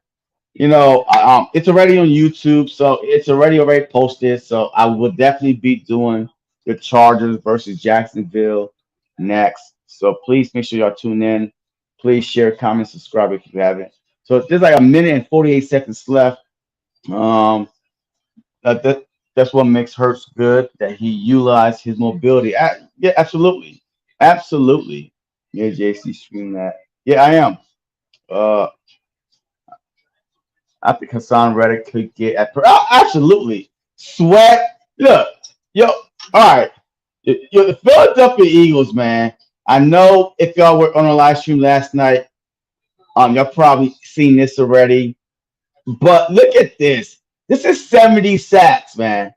Each one of these guys from Graham, 11 sacks. Milton Williams, I think, got like 3 or 4 sacks. Fletcher Cox got about 7. Reddick got 16. Josh Sweat, 11. Hargrave, 11 or 10 sacks? Like 4. We have 4 guys in the front. Up front. 4 guys up front with double-digit sacks. Come on, man. I don't care what offensive line you are. Yo, somebody is going to get beat, if not 2. Yeah, you're going to have to leave max protection in there for any quarterback to stand up straight. Because Hassan could be his one-on-one matchup. Josh Sweat could be his one-on-one matchup. Hargrave up the middle. I mean, and then you got Sue, Linval Joseph coming, Brandon Graham, Milton Williams. We have a rotation to stay fresh the whole game. That's what makes us special up front.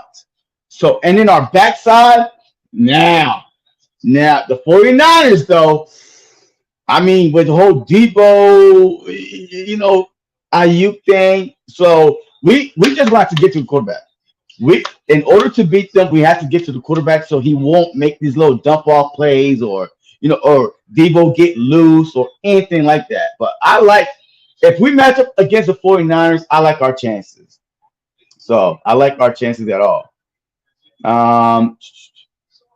Let's go, Giants. I will be rooting for the Giants tomorrow. Because the Vikings, I don't trust the Vikings. Kirk Cousins. I just don't trust them. So I'm going to go eat before the next game. Season night. Yeah, facts. Yo, I got to go eat too, by the way. Doesn't Brock Purdy remind you of Case Keenum a little bit? Well, I don't know about Case. I mean, I don't know, really. Game. Yeah, facts. It is game. So the final score is 49ers 41, Seattle 23. Good game. If the Giants win, we play them, right? Yes, we played them. Yes, you keep asking me the same question, James. Are you? Yes, we played. We played the lowest seed. We played the lowest seed remaining. All right. So if the Giants win, the Cowboys win, or Buccaneers win, like we play the lowest seed. All right, possible. I want to play the 49ers. Yes, only in the NFC Championship that will come true. Jinx is nervous. Look, man, yo, I appreciate y'all. Man, let me put up this final score right here real quick. Uh, man, yeah. But the Seahawks did keep me entertained for about first half. That's it. Like the first half, that's it. But definitely, man, appreciate all y'all tuning in. But please make sure y'all tune in tonight because once again, I will be live and lit tonight. And as always, man,